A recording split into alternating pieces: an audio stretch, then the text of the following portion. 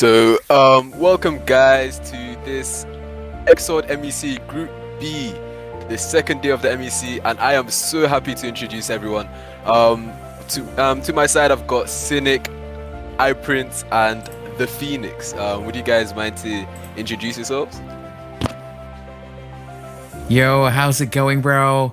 We're opening up again here for Group Stage B. A lot of exciting teams, and I'm kind of excited in what kind of new drafts we're going to be seeing tonight. Oh, absolutely.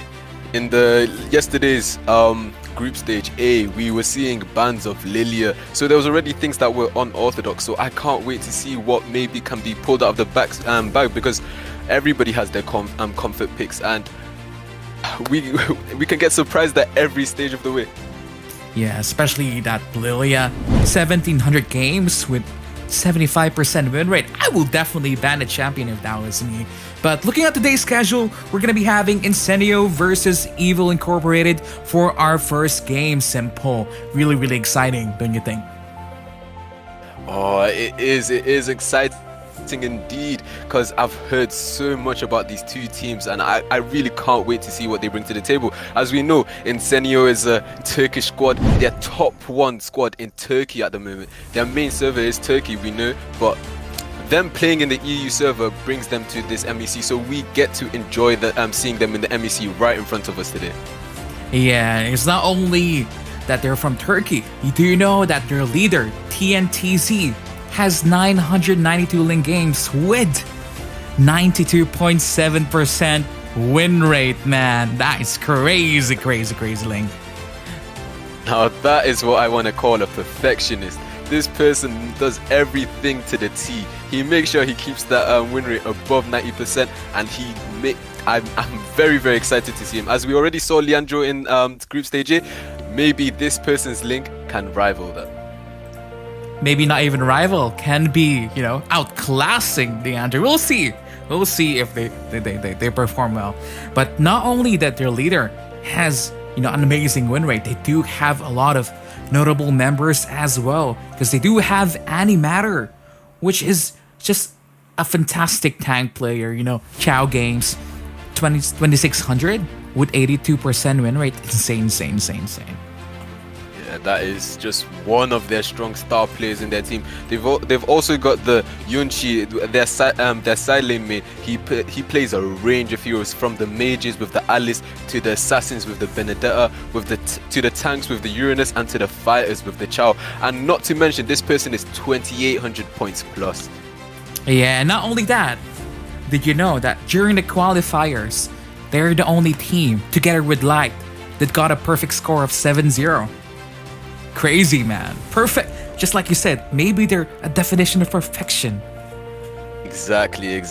I feel like this is something they got from their leader, and it's been passed through their team.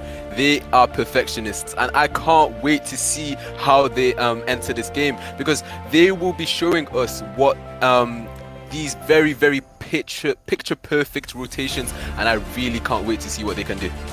I know. Now we're moving to their opponents, Evil Incorporated. What do you think about this team, Simple? I've heard so much about Evil Incorporated. They are one of the strongest teams I know so far. Like, for instance, their side laner, their leader, the KYS, the Amir. He plays a range of roles. He can go through the side lane. He can go through the jungle. He can go through the core with the mid lane also. This person is a strong player with 6,000 plus points. That's just insane. I mean, come on. We all know who Ajin is, don't you? And not only that, they do have Sombra, bro. Sombra with her legendary mages with over 92% win rate this season. And not only that, 190 games with Lunox, 97% win rate. How can you do that, man? Wow. I know I did say that the first team was perfectionist, but that is actually crazy. That means she's lost, what, 3 games out of 190? That is insane. This person has practiced the Lunox. I feel like the back of her hand. She knows it like the back of her hand, and wow, I can't wait to see that. But I'm guessing that's going to be perma-banned anyways. That's really, really possible. Especially they do have a lot of star players also. They do have Faraway, they do have Alien at the same time. Top 1 Turkey player. You were saying that Incendio has a Turkish player, but at the same time, Evil Incorporated has Far Away. So it's going to be interesting who's going to be coming out on top tonight. That is true indeed. As we know from the Far Away, the Alien, they are very, very strong players from the Turkish server, and they have teamed up with some of EU's very own to show us what may be the best of both worlds with the core EU and the Turkey side. Same. I'm really looking forward for their performance. Especially Sephora and I'm just really, really excited for this first game that we're going to be having tonight. Props to them, So, are you ready? Maybe we can go on for the actual game now, Simple. What do you think? I am so ready. I'm actually ready when you are. Let's go into this. Yeah, we're going to be passing off now the casting to our favorite casters, Phoenix and Cynic. So, we're going to be starting the game soon. Don't go anywhere. Thank you so much, by the way, for Team Transition and Cynic Gaming and Wunton for helping us make this tournament possible. Thank you so much. And yeah, one more thing, don't forget to share, like, and subscribe for the stream. Share it to your family, to your friends, to your pet cat, to your dog, to your professors, and to anyone that you know. And we're gonna be starting the game right now.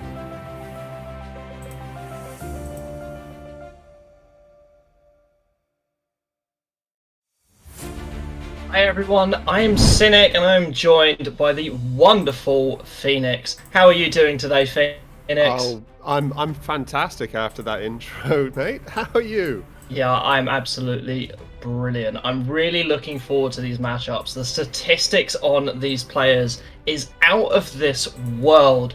I never ever dreamed I would see these sort of stats on players that have actually played a decent number of games. We've all seen high win rates, but they're on low number of games. Yeah. And this is just exciting to see. This is really, really exciting. I mean, we have Incendio on the right side, Evil Incorporated on the left, so they will get first bans and first pick. And from these just ridiculously high statistics, I'm expecting some very, very targeted bans coming out. I mean, the Ling, for example. Yeah, me too. I'd be very surprised if we didn't see Linux banned out here. No, we have actually seen some quite standard bans to start off with. The Selena is an absolute must ban, as well as that Jawhead banned from the side of Incendio. Yep, Shori on that. I'm not Shori isn't playing, is he? No, Shori isn't playing. Selena main with an 80% win rate. 2,200 points plus as well. So that's probably targeting. I mean, we all hate the Selena that can hit those stuns from a mile across the map, don't we? Yeah, absolutely. I feel like Selena is a must ban, even if it's not targeting an individual.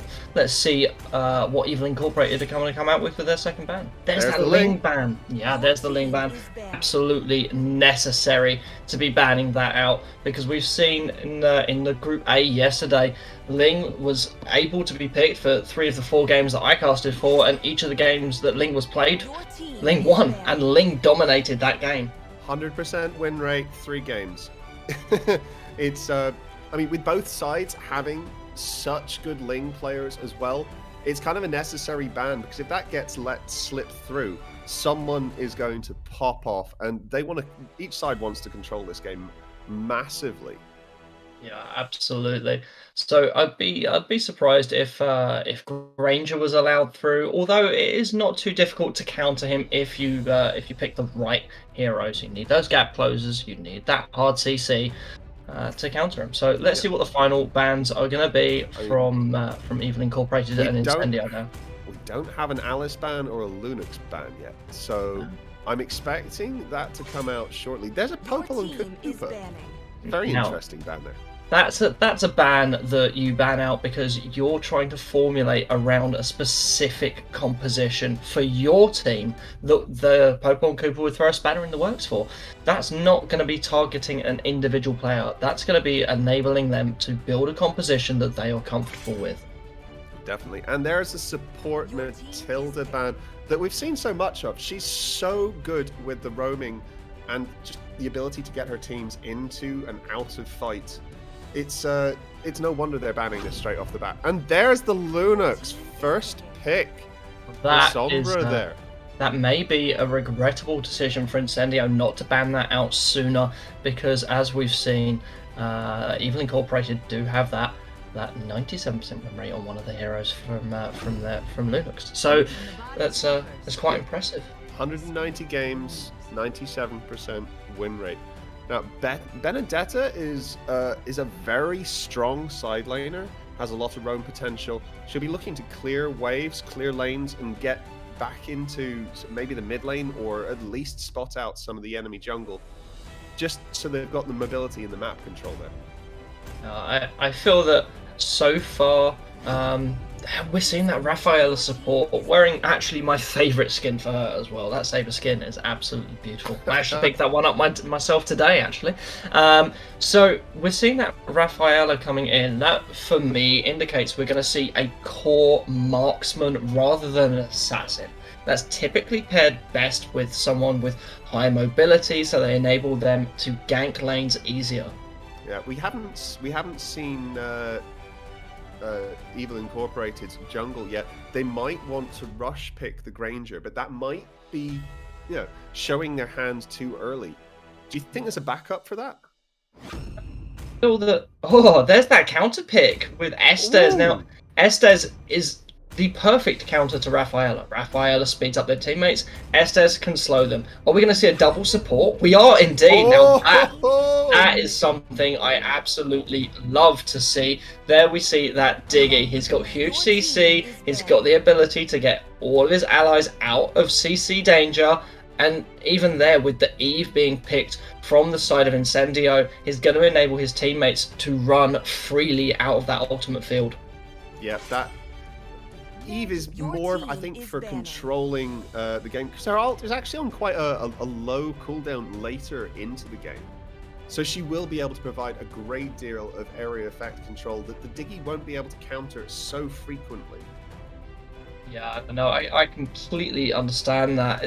Eve, for me, is actually one of the best zoning heroes in terms of mage in the game at the moment. Now, we know about Chang'e and their ability to stall a game and their ability to clear away very, very quickly, but Eve is used rather than defensively. She can be used very, very aggressively. For example, pushing into an enemy base. You can cast her ultimate and cover the entire of the base, so that it can't really be defended without putting yourself at risk. Yeah, and that Roger ban is actually their Incendio are pick. No, it was actually Evil Incorporated banning out the Roger for Evil Incorporated. There, is that Keys on the in jungle? Who's their jungler here? I can't quite put it together. Well, I feel that whatever happens, we're going to see some top tier gameplay from both sides. We've got globally ranked players on both teams and really high points. We're talking 2k plus minimum across the board here. Yeah, and Aldous is a very sensible ban, I feel, in this case. They need like a ridiculous high damage output. So removing the Aldous from the equation, I mean, we saw Aldous played yesterday. He was played fantastically as sort of a tank core. Yeah, no, brilliantly interesting strategy. I remember seeing that. There was actually, aside from, even the jungle item was a defensive choice. I don't believe he had a single offensive item in his arsenal that when it was played yesterday. So all I need is stacks. Oh no, this is in case you hadn't seen it, Phoenix.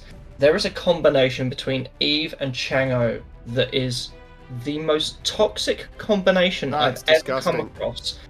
You're slowed to the point where you just can't move. That's borderline. I mean, that is evil. It truly is. But we do see that Diggy from the side of Evil Incorporated, so maybe they've already countered that strategy by picking him. That's quite right there. Now the Claude jungle core pick, high mobility, high damage output, is going to need the first sort of 8 minutes of the game to scale up very fast if he can. With that Estes supporting him, he's going to be able to farm very fast and stay very, very healthy. So he's going to be very dangerous. And oh, it's a Phoveus! I see the Phoveus pick, and I understand that Incendio do have the Benedetta, so that's going to be good for proccing the Phoveus Ultimate. And everyone else has Flicker, but I feel that it's definitely targeting an individual. Now, here's the Granger coming in potentially, and that's something that Phoveus can again dash to. I don't know about you, my experience with Phoveus, I love to take him with a flame shot so that you can proc that ultimate back yellow.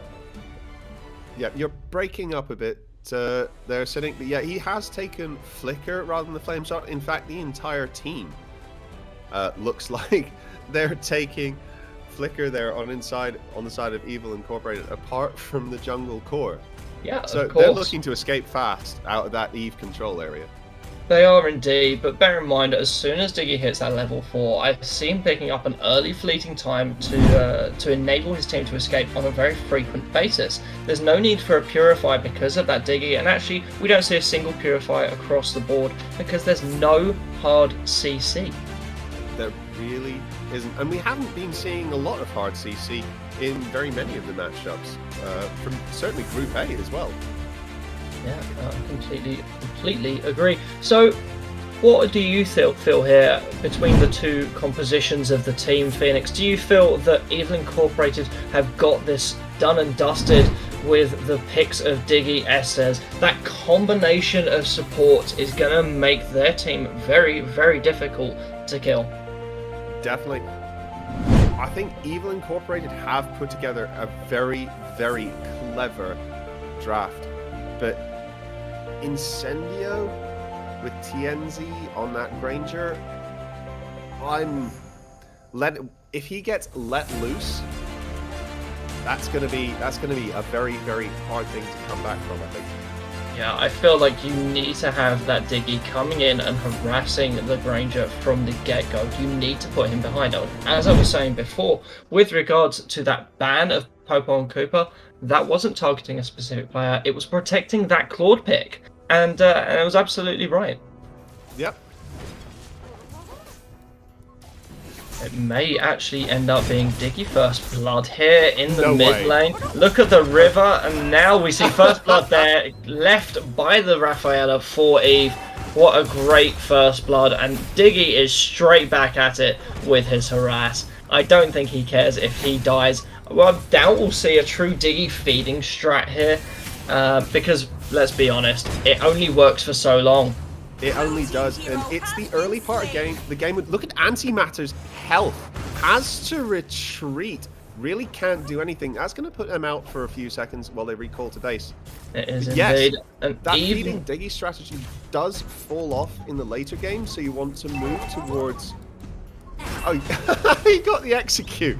Got the execute, but look at the amount of damage he's put out onto the Eve. Even his harass onto the Granger was quite something special. Oh no, it looks like and Granger's now being look at this. out. I can't believe it, but Diggy nearly took out the Granger at his own red buff. That was so close. That nearly made the feeding Diggy strategy not quite so worthwhile. But getting that early kill onto the Granger and putting him behind would have actually been more beneficial than the gold he's handed across. Yeah, absolutely. Well, the thing is, with the feeding strategy of Diggy, is that if that is indeed what they are doing, just going for that maximum harass to delay the Granger, allow their Claude to get ahead, it only works for as long as Diggy doesn't pick up a kill. As soon as he picks up a kill, his gold is reset, his bounty is reset, and then people can start earning gold off him again. Yeah, he's now worth very, very little, and it looks like Incendio is setting up for a turtle. That Diggy's going to make it very difficult.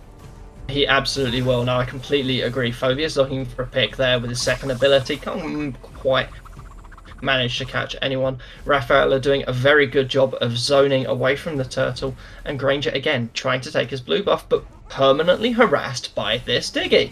Let's have a little look at how that's affecting the gold balance. It's actually really not favouring Claude right now. The Granger has a 500 gold lead over the Claude because of this feeding Diggy strategy. Yeah, it definitely has. He's starting to put together. We've got a fight here happening around Turtle. There we see the Phoveus ultimate coming in. Now, the whole purpose of the Diggy feed strategy is to be able to collect that shutdown gold. And that is what we want to be seeing. Now, yep. I thought Diggy might actually make it. He's completely harassing this Granger in the top lane there. Granger can't back and can't do anything unless he just walks back into base. Meanwhile, Claude has decided upon himself to take the blue buff. And out that's from under the Granger's delay. nose. That is exactly the delay that we've been looking for with this feeding Diggy strategy in order to put the Claude ahead of the Granger. It's not just about delaying the Granger, it's about enabling those opportunities for Claude to invade and take away farm from Granger.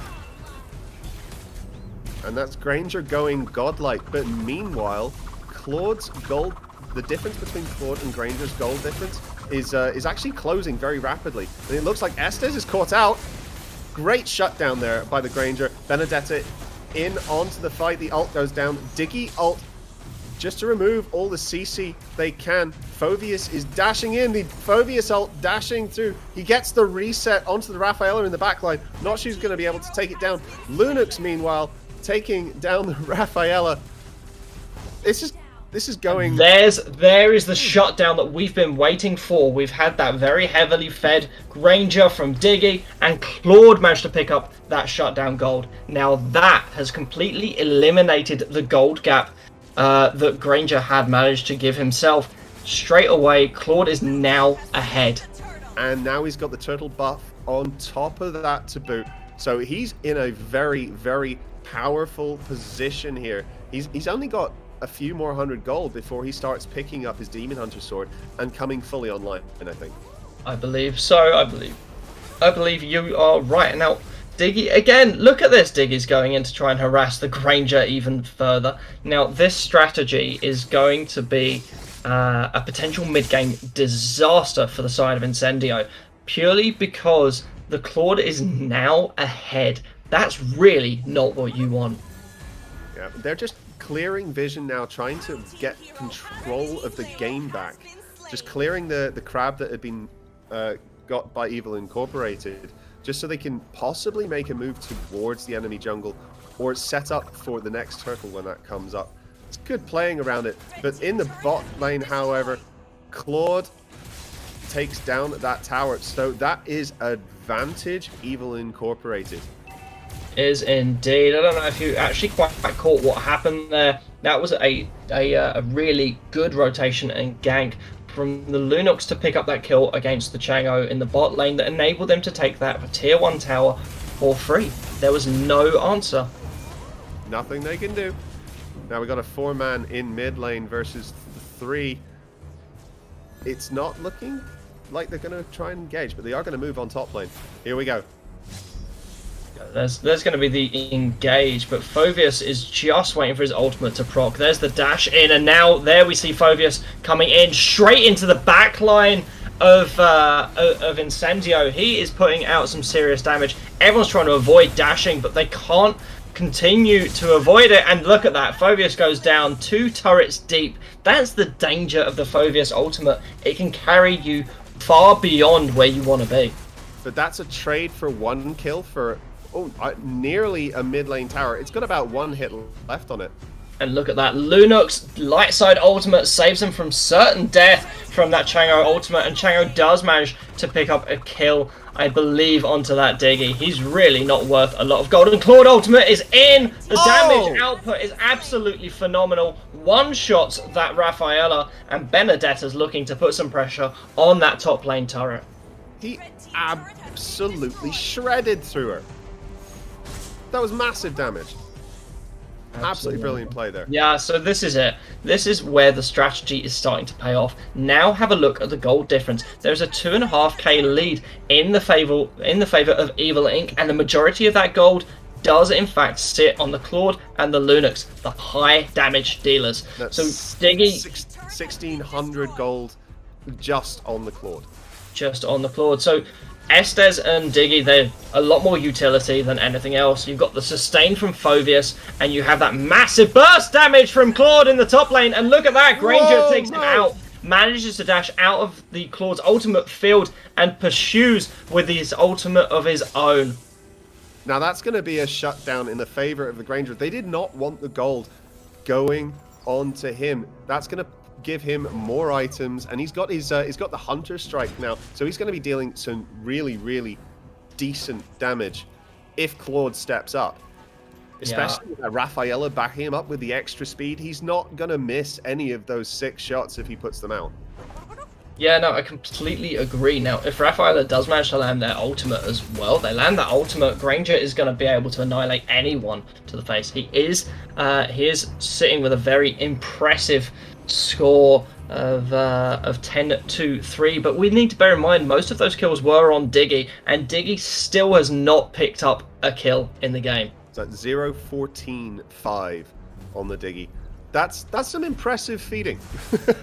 Do you know what? It's a very solid strategy. Now, I can't rate Diggy feed strat myself, probably because I haven't seen it done as expertly as what we're seeing here from Evil Incorporated. They've purely built their entire team around the damage of Claude and Lunux, and it's such a smart play.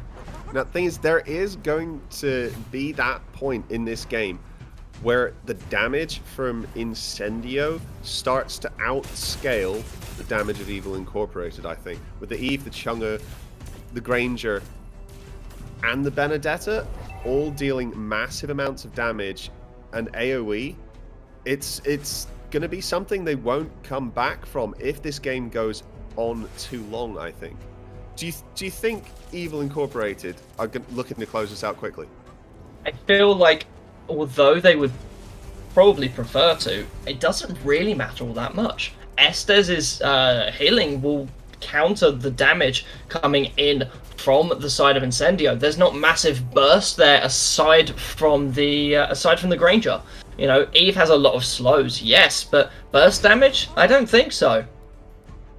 It depends entirely on her build, I suppose, and Eve is actually building more tanky than I would have expected, I've just realized. She's picked up the Necklace of Durance, but she's gone straight for an Oracle to deal with some of the magic damage coming out of Lunux. Yeah, Lunux is extremely bursty already, and they've already completed their Clock of Destiny and their Holy Crystal and even Bloodwings. Now, that's going to be a dangerous and very potent combination of items. Now, the Golden Demon build for Claude has come online, so he's going to shred through this Lord and anyone else who comes at them. So they live literally just quite happily sitting around this Lord, and oh, the damage onto the Benedetta, she has to ult out. Mega kill for the Lunux. That is a wonderful engage. Phoveus is now in the backline taking hits from the Granger, and he manages to proc his ultimate once more. I feel like he's definitely overextended though. Phoveus is going to go down. Eve gets another kill there onto the Phoveus. But was that a distraction enough? Yes, it was. Claude takes the first Lord of the game. That was a brilliant play. Phoveus actually sacrificing himself, I think, just to give Claude the time he needed and the distraction he needed to take that Lord comfortably. It was, I think it was more of a control play rather than him taking his ult behind towers too far. You know what? It wasn't just that. Okay, if it was just a case of sacrificing that one kill so they could secure the Lord, I would agree. But they still managed to pick up a 2-for-1 trade in that fight. It's brilliantly played. Absolutely brilliantly played. And now we got Claude stealing Granger's blue buff yet again. Yet again, I saw Granger try to secure that with his ultimate, but the timing of those shots is quite difficult to manage at a distance. Definitely. I don't think Claude even needed to use Retribution on that blue buff. That was just raw damage output and he managed to burst it down with. Here we see Chango's going to be able to deal with this Lord without too much difficulty. It's not enhanced, so it won't charge. And there we see that zoning ultimate of Eve coming in, and actually quite a lot of damage coming out onto Phoveus. But like I said, Estes is there, and he can heal up quite comfortably. Yep. Diggy's now going to... We're getting into the 12, 13 minute mark, so these death timers are starting to get longer. So Diggy is going to want to not look to feed as much so that he can actually put out some damage in the crowd control reduction. Yeah, so it's just the ability to use his ultimate that's really going to help when it comes to getting away from the slows of the Rafaela, the slows of the Eve as well. Yeah, now, we've got a decent push on from the Lunux in the bot lane, just getting those minions moving. But this dive behind tower, oh my god! The thing is, this Phoveus is going so deep, and this is purely a distraction. They took that tier 2 turret with no competition whatsoever, and they've even managed to make a considerable dent onto that inhibitor turret. And yeah, Lunux is rotating pushed that lane up towards as Lunux. well. Indeed, Lunux does still have their light side of their ultimate to get away should they need to, so I don't feel like they're in any immediate danger. And she did flicker out of that load just to be safe. So that's a decent cooldown on that, but she does have her get out of jail free card, as you said. Yeah, she does indeed. This game has been very, very aggressively played from the side of Evil Incorporated, and they are now maintaining a very, very healthy gold lead of around 4.5k. And the side of Evil Incorporated yet to get a tower. Yeah, they're yet to concede a tower as well. Benedetta possibly looking to change that in the top lane, but in the meantime, look, Granger is applying, Claude is applying pressure elsewhere, looking to get the ambush onto Granger, but Granger sees it coming and plants an ambush of his own. But this is a collapse. Look at this, the damage coming out from the Lunux and the Claude here is absolutely glorious. That's a wipeout for the side of Evil Incorporated. I would be very surprised if they didn't push for the inhibitors here. If they had more of the minions up, they might end it. Do they have time? There's 5 seconds on the Chunga. She'll be able to clear waves quite quickly. 14 seconds on the E for the control. They could possibly end it if they can hit the base fast enough. I feel that an end is not really what they're looking for. They're looking for those inhibitors, looking for the pressure. But they may very well be doing it, and look at this. Chango goes down. Claude is absolutely shredding that base turret. What a play from Evil Incorporated. Did, in fact, concede one turret there right at the end, but it doesn't matter. They won that game, and what a fantastic victory from the side of Evil Incorporated. Congratulations to them. What a play. Good game and well played. That feeding Diggy strategy worked absolutely beautifully, and the coordination just to end that quickly at the end, they knew they had it within their grasp. If they could kill that Chunga, there was still 5-6 second death timers left. They had the time, and they closed out systematically and brilliantly. It was well played, Evil Incorporated. That was a fantastic game by them. Have a look at the deaths, actually, from the side of Evil Incorporated. Yes, 16 there on the Diggy. 3 on the Phoveus, and I can guarantee each of those 3 times he died, it was a very deliberate distraction in order to obtain an objective. Claude died once, Estes died once. I feel that Evil Incorporated really, really played a brilliantly organised game. It was absolutely... I can't wait to watch the next one. Me too. I think they are just going to be taking a quick break before the next. Seem to have lost you there, Phoenix. I feel that Incendio definitely put all their eggs in that one boss there from Eve, but it's not really known for high damage. So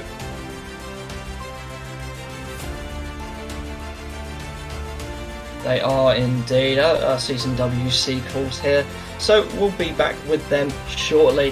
What do you guys think about the game so far out there in the chat? Please let us know your thoughts, and will Incendio manage to pull... In fact, will Evil Incorporated do just as the teams did yesterday and achieve 2-0 victories? I'm not sure myself, to be honest. I mean, Evil Incorporated played that so brilliantly.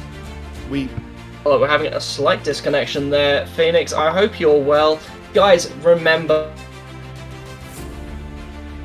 in the stream today, sponsored by myself, Cynic Gaming. Please do check me out on Facebook. The link's down there in the comments. But let me see what your thoughts are I understand that a lot of you guys are talking Russian. Unfortunately, I can't understand it. If I could speak Russian, guys, I would. Please let me know what you think. Try out there seems to think that the comeback is possible, and do you know what? With the right team composition and good coordination, I'd be inclined to agree.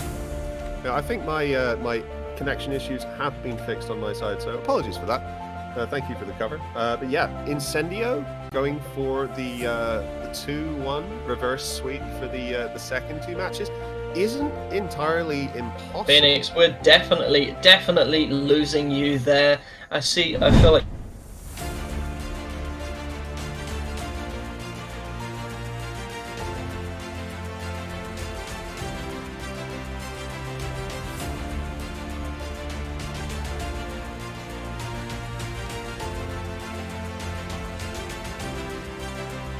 Oh, it appears. Sorry for the interruption. they certainly haven't. Saying it appears that you're actually the you're actually the one with the connection issues here. You keep dropping on me, and I've just had it confirmed by our tech guys that you're the one that's dropping. Very well known. Cynic, can you hear me? Anyway, thank you guys for sticking with us for game one. We will be back shortly. The casters will come back shortly for game two. We'll see you in just a second.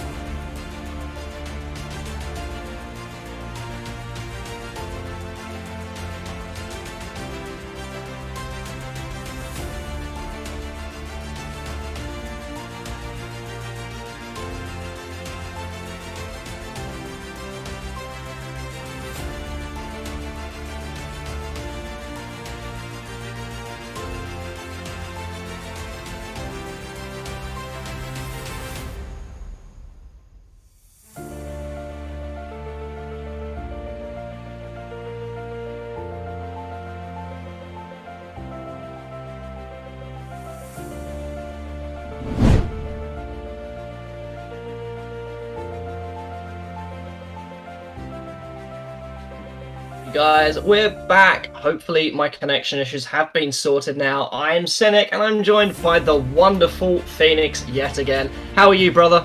I'm good. That was some amusing, an amusing bit of connection issue we had. It's just goes to show that this day and age when we're all casting, you know, not from the same place and just from our desks at home, the things that just can go wrong. It was brilliant. They really, really can. I'm not there. I'm not there sitting there. I was thinking, Phoenix keeps cutting out. What's going on? Phoenix, you need to sort your connection. And then I realised it was me after all. Oh, brilliant. I can't imagine the carnage that sounded like on the stream. So apologies everyone, and thank you for bearing with us for that little moment of madness there. So on to game 2. Who's your favorite? Do you think Incendio are going to make a comeback on this one, so we get to the full 3 game, or are Evil Incorporated going to run away with us? I feel like if I'm honest, we've seen a trend so far of where one team wins the first game, they instantly come in and win the second, and I feel that Evil Incorporated had such a solid game plan that if they're able to, they're going to close this out as a 2-0. Yeah, I completely agree. They're going to be playing on the minds of Incendio here. How they lost that one so convincingly. So they're going to be in a really bad place mentally. They're going to need to beef themselves up and get themselves out there and think, we can win this, we can do this. I'm rooting for the underdog just with their track record. I call them the underdog. Incendio have an amazing track record in competition. So they really, really do. They've got such high quality players. And it's just about the rotation and the game plan. So the game plan for Evil Incorporated was absolutely amazing. They knew they needed that distracting hero, and the Phobius did the job of that perfectly. Possibly could have been replaced with someone like a Yu Zhong, possibly. I don't think the Yu Zhong would have had as much of an impact as that Phobius, just being able to dash repeatedly into the back line. We are getting in now to the second match. Now, will it be the final match between Incendio and Evil Geniuses, or will Evil Geniuses concede a game and make it 1-1? We'll see, guys. And there's an instant Estes ban looking to target the strategy that we had in the last game. I mean, I certainly would. That Estes was instrumental in keeping everyone alive with such massive heals and shields for so long. So that's definitely a very, very good first ban for me. Do you think Ling is going to get through this time? I highly doubt we'll see a Ling play today. Not just in this game, and not just in this matchup. I don't think Ling's going to be allowed through at all, because we have seen Ling, when they get through, absolutely snowball every single time. Yep, and there's the Diggy ban as well. That's going to be massively reducing the amount of targeted bans they can put out there.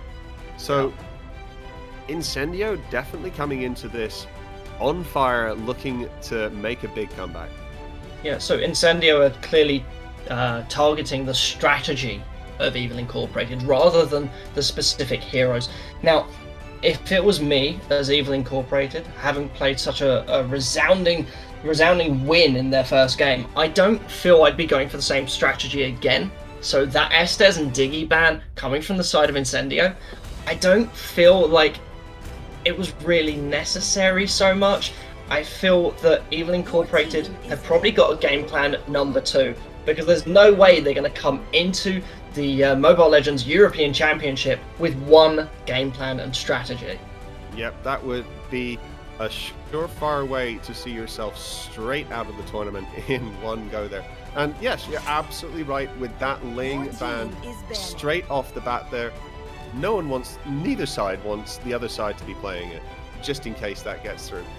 Because Incendio with first pick here is going to be, I'm intrigued as to what their strategy is going to be, if they're going to stay something along the lines of what they had before to try and make it work against the new team composition of Evil Incorporated, or if they're going to change things up as well. Yeah, we're going to see final ban here. The final ban for the first phase from Incendio went over to the Jawhead there. That was the first ban that we saw in the last match from the side of Incendio. And I wonder if the side of Evil Incorporated are considering letting through that Selena for the first time in the MSC so far. No, we're seeing this Alice ban. Alice was so heavily banned yesterday, and I'm surprised that we're actually seeing the pick coming, being available for Selena. But we're seeing that Lunox locked in again. Just really enjoying that 97% win rate for this season on Lunox. It's an amazing statistic. I know, and there's the Selena. That's why they didn't ban it. They wanted it themselves. And that is going to really, really help them, I feel, in getting the early lead. Selena is such an invasive and aggressive hero to play against. Yep, level 2 and you're done. She's going to be dangerous from the get-go. I'm so excited. I can't wait for the snipes. Those cross map snipes are just going to be insane, I reckon.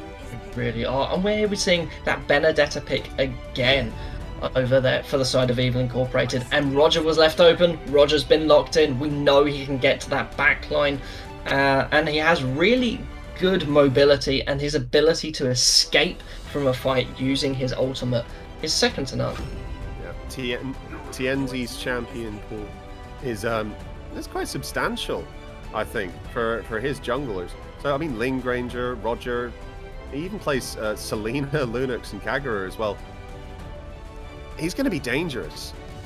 I mean, with his Ling win rate, if his Roger win rate is anything like that, then yeah, they're gonna snowball this, I think. Yeah, I feel that Roger does need a little bit of farm. However, he does have still quite a lot of damage output in his human form. If he manages to land that first ability, he can really reduce someone's armor and put a dent in them. I think the scarier thing for me is when he goes wolf form, dives over, what feels like three walls and a turret just to get into the back line to obliterate an ADC. I've been on the end of that a number of times. Yeah, me too. I do tend to play in that back line a bit more because as much as I do love to tank, you can't play tank in solo queue. You know, it's just toxic. You're waiting for your teammates to come in. I'm sorry, let's go on a little bit of a tangent here, guys. Tangent. Like, what out there in the comments, what is your most hated role to pick in solo queue? Because you're relying on everyone else to play well. Yeah, I'm a tank main as well, so I feel for all the tank players out there, and solo queue is not a fantastic place to be when you're a tank main. But you can engineer a match to go the way you want if you've got enough RCC. Oh yeah, definitely. I love a Tigreal play to clutch win a game. Sorry, getting back to the picks and bans, we've got a Harith ban and a Lance ban. That Harith banned for the second time there. They really don't want Incendio to be able to get that pick off. A very, very mobile champ that late game is something they could really, really struggle to deal with. I agree. And here we're seeing Evil Incorporated being targeted by Incendio in terms of their core. They haven't shown their core yet, so they're taking that Lance offline straight away. We're probably going to see another assassin or core ban here from the side of Incendio. Yeah. That glue in particular, I really like that pick. That could be the side lane glue that we have seen, that we saw yesterday. In fact, they might be able to pick another tanky hero to go with it to give the team a bit of beef if they're feeling that they want to be very defensive. I think definitely the chat are agreeing with us. They think tank is definitely the worst role to play solo queue. Although I think there was one vote in there for solo fighter apparently.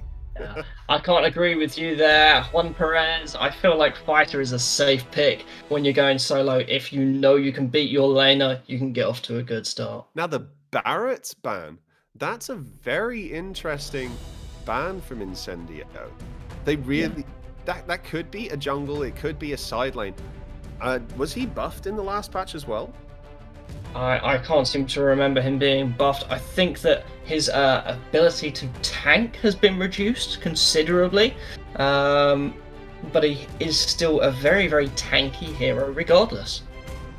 I thought I'd almost predicted a second tank there, but they switched from the Balearic out to the Chonga just at the last second there. Now, Antimatter has his Cho. That could be very, very dangerous for the side of Evil Incorporated. Because Antimatter has 2,600 plus games with Cho with an 81% win rate as the tank. That's going to be dangerous as hell. That's a phenomenal statistic right there. It's amazing. It's absolutely amazing. Let's see what final pick is going to happen here from the side of Evil Incorporated. I'm really, really excited to see this because I think we're going to see a tank pick. I think we'll see a tank pick because we've got the glue and, in honesty, he's really, really well played in the side lane. Oh no, wait, of course we're not. We haven't seen the core yet. What's wrong with me? Gosh, Cynic, you are fired. Absolutely horrendous. Go away. Absolutely awful. Oh, you're breaking me. You're breaking me. But I love what Incendio seem to have done with the draft here, because they put together a very, very, it's a brilliantly conceived team composition. But I think what they've said is, we've seen your healing comp from the last game with the Estes. You know what? We're going to throw entirely heals at you. And but this time Evil Incorporated have picked up the Granger. So I wonder how that's going to be dealt with, because they don't really have that invasive harass from the side of Incendio to stop him from farming very, very easily. It's a tough one for me to call on this one. The Lunux for Incendio, crucial. Roger is going to be able to dive into the backline onto the Selena, the Granger, and the Chunga. Glue is going to be a good protection though with his ult. It's so tough to call this one. I think this is going to be a ridiculously tough matchup. This might go very late or incredibly quickly. I feel that if the side of Evil Incorporated manage to get their Granger fed, then it's game over. It's lights out. I feel like it's just going to be over there and then. Yeah. They had a fantastic invade and distract and disrupt the enemy core just to get them behind last time. Do you think they've got something that can do it again this time round? Not the same as it was last time. I'll be honest, it's not. It's a very different composition to the last game. Actually, from both sides, both have evolved their game sense at this point in time. Yeah, this is a clean slate, completely different team setups. I'm completely excited for what's going to happen next. Yeah, me too. And look at this. This is already ensuring the Granger gets off to a fantastic start with the aid of Selena's traps onto that blue buff. Now, we know we're going to see a snowbally Granger here. I feel it in my bones. We're going to see this Granger take flight very, very quickly. I think we are too. Uranus has failed to get very far past. I thought we're going to see him going behind turrets and pushing lanes. But for the first time, no. But Benedetta is invading onto the red. Decided better of it just to get some vision. Yeah, so Benedetta was just covering for the Granger there to make sure his buff didn't get stolen or he wasn't going to get ganked while he was doing it. No. And look at this, it's going to be First Blood. First Blood there goes to Glue against the Roger. The side of Incendio just invading that little bit too heavily and putting their eggs in completely the wrong basket. That was the concussive blast that the Glue had. Just dealing that extra massive damage tick from percent health. That was... He nearly got away. If he'd had just one more dash in him, he would have got out. Yeah, I agree. So let's see how Incendio are going to actually deal with this. We've got three-man invasion in the top there. Looks like Cho's going to be in danger. There's the ultimate of Granger already available, and Cho's stuck at level 2. Now they're just diving under tower. No problem. This is going to be a kill for Granger. That's one. I wonder if the Uranus is going to end up going down as well. He does manage to actually put out considerable amount of damage onto Evil Incorporated. So actually, that's not really such a bad trade. Not such a bad trade. Cho really walked into the wrong bush there. He really did. 3 people waiting for him at less than 2 minutes in that side bush. He really wasn't expecting them to be there. Yeah, no, he definitely wasn't. Uranus actually managing to do quite a good job there and forcing the Granger and the Benedetta to back to base. Yeah, they're going to look to slow things down a bit just to recoup. They've got their 2 kills, so Evil Incorporated want more, and they'll want control of that turtle, which is being snuck by the Cho and the Roger, but they've been caught out. Oh no. Is Cho going to be up in danger again? What a lovely first ability from Glue there, and there's, oh, perfect timing on the light side ultimate of Lunux there to get her out of danger from Granger's ultimate. Granger is already popping off this game, and his damage output is impressive. That's a decent interrupt for Evil Incorporated there, just to get a little bit of control. They do have the numbers advantage, so Incendio are going to have to back off at this rate, I think. Yeah, for sure. Glue just zoning off the top lane there. They didn't need to get that lane pressure by killing someone, simply because I personally believe that Incendio are already kind of scared of Evil Incorporated this game. I would be too after the last game. The kills on the board, like you said, didn't match up to what was actually happening in the game, just because of the feeding Diggy strategy. Absolutely. Cho's still camping out here looking for a pick. Been sought out by the Glue. Is Selena going to end up in trouble? No, a lovely dash secures her safety. And now Glue manages to put a considerable amount of damage over there onto the Lunux. Yeah, that last turtle fight, in fact, Lunux, I'd spotted on the map, was already roaming up just in case they were actually going to go 5-man for Incendio to try and make some sort of counter-attack happen. They just couldn't get her there in time, unfortunately. No, couldn't at all. Now, Cho doing his best to look for a pick there, but the Benedetta's just got too much mobility. However, what I am noticing is Uranus is able to free farm in that top lane a lot of the time. Granger just picked up another kill in the bot lane. This Glue is doing a really, really good job of invading and securing these kills. Is doing a really, really good job of giving that vision, granting that safety for his teammates, and now Granger is going to get even further ahead with that turret gold he's picking up in the bot lane. Yeah, well, Pagu on that Glue, he is the current global number 12 Glue. So he's going to... I'm expecting big things from him. So if you want to learn how to be a tank main, keep your eye on this man. Look at that. What a stun by the Glue. You could not get out of that of the ultimate there from Chang'o if you wanted to. What a fantastic stun by the Glue again. That was a brilliant setup, great control, and a great collapse from the side of Evil Incorporated there.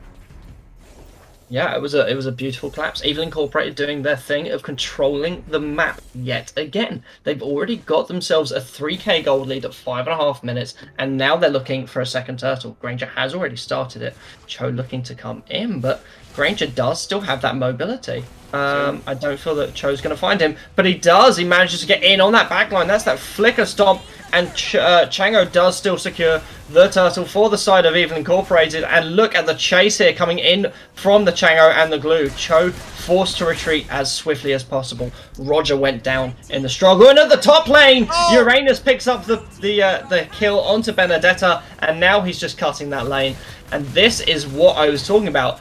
Uranus is really being underestimated in that top lane. Granger picking up another kill in the bot lane, and Lunux using their light side ultimate to escape to safety. Roger now looking for a pick in there, but he does not have the damage for it. Another wonderful ultimate coming in from the Chang'o, and another kill for the Granger. He is snowballing so hard. He's currently 6-0-1 and looking at over 1,000 gold lead from anyone on the side of Incendio. The setups from the Glue and the Chang'o there were absolutely on point. Not a single misstep. This is going to be a free tower because they can't contest it. They really can't. Esmeralda ulting in just a little bit too late there. And then, look, another ultimate from the Chang'e. Oh, I no, don't know what the cooldown is on that. The stun comes in from Selena. And look, Glue is just zoning that Cho off. He can't get close to the heroes he wants to fight. I think the cooldown on Chang'e's ult at this level is about 30 seconds, I believe. Correct me if I'm wrong. But it's very, very short. And she's got it up and ready for every single fight. Now Uranus is being collapsed on in the bot lane. Yeah, in the top bot lane.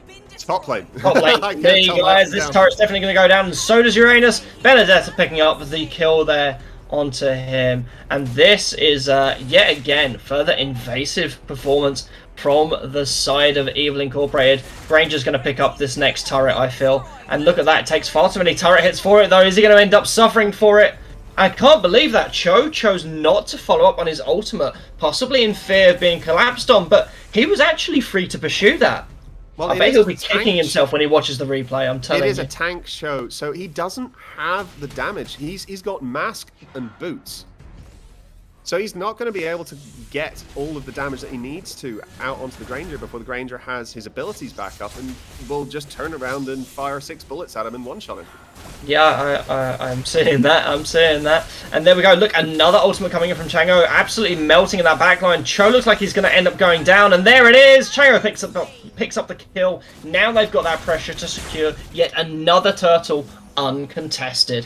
I feel that the Granger is going to this is lights out, guys. Granger is so far ahead. He's almost 2k ahead of anyone on the side of Incendio now, extending that gold lead as quickly as he can. Yep, 6 kills, 3 deaths. He's picked up the Hunter Strike, gone straight into Brute Force, so he has that bit of protection from all of his auto attacks, his skills. He's going to be very tough to kill. I'm loving the going for the defensive item first after the first damage item, rather than another damage item to try and snowball it, because they need some safety at this point, and Granger is providing that in terms of damage as well. He's playing. So they chose to leave that turtle so they could pick up the early Lord, and there we go. Lord has spawned. Now Granger's rotating down to it. Perfect timing from the side of Evil Incorporated to secure this objective. And in actual fact, Incendio do have an answer for it. There are 4 of them there in the jungle waiting for their opportunity to contest this. But are they now too far behind to be able to contest this early Lord? Are we going to see a very early closing out of the game with this Lord being taken? Now that glue ult being down now, that's an engage tool down. They're going to have to think carefully about how they go about taking this. They're going to need to get a pick of one of the enemy champions before they can, I believe, safely take this without throwing this into the air with a 50-50. Yeah, and look at that, Uranus yet again being underestimated in the top lane and taking down that tower. Incendio did manage to get the reset on Lord, so Evil Incorporated won't get that early Lord in. Glue finally misses a stun, and there's his ultimate used again. Huge damage output from the Granger, but Roger is pretty darn safe. So, yeah, that actually was a really, really well-constructed fight. Esmeralda going in, and I don't understand quite why they did that. No, the fight was disengaged, Esmeralda. There wasn't a fight to be had, but look at this, into the backline, I can't believe it! Uranus underestimated again, and he gets the shutdown onto the Granger, and that's in actual fact a double kill for him. And now he's going after the Benedetta and the Chang'e. He says, I'm hungry, and I've not eaten enough just yet. Yep, he's got his major core items online, so he's going to be able to tank just about anything at this point. Fantastic, yeah, just not to mention there farming in the top lane. Yeah, not to mention the damage output that he's pulling in with that Enchanted Talisman. Low cooldown for his abilities enables him to really, really keep up those stacks. Yep, and Chang'e ult is actually being used there just to force them off taking that blue buff in the end as well. That's going to be a major ult down if they want to try and poke at Lord. Yeah, that's the first sign of a slip up from the Granger. Needed to be in place to secure his own. with it. It's not a total loss. Chango does do quite well with it. And there we see Glue Ultimate has found its place. And it looks like he's going to continue to pull the Cho back in. Not really the hero you want to be grabbing, though. He is the tank. He's not really going to go down very easily. And we're just baiting this Lord out to see who shows their faces again. Uranus just shoving in this lane at the top and almost takes that tier 2 turret. Benedetta forced to go back there.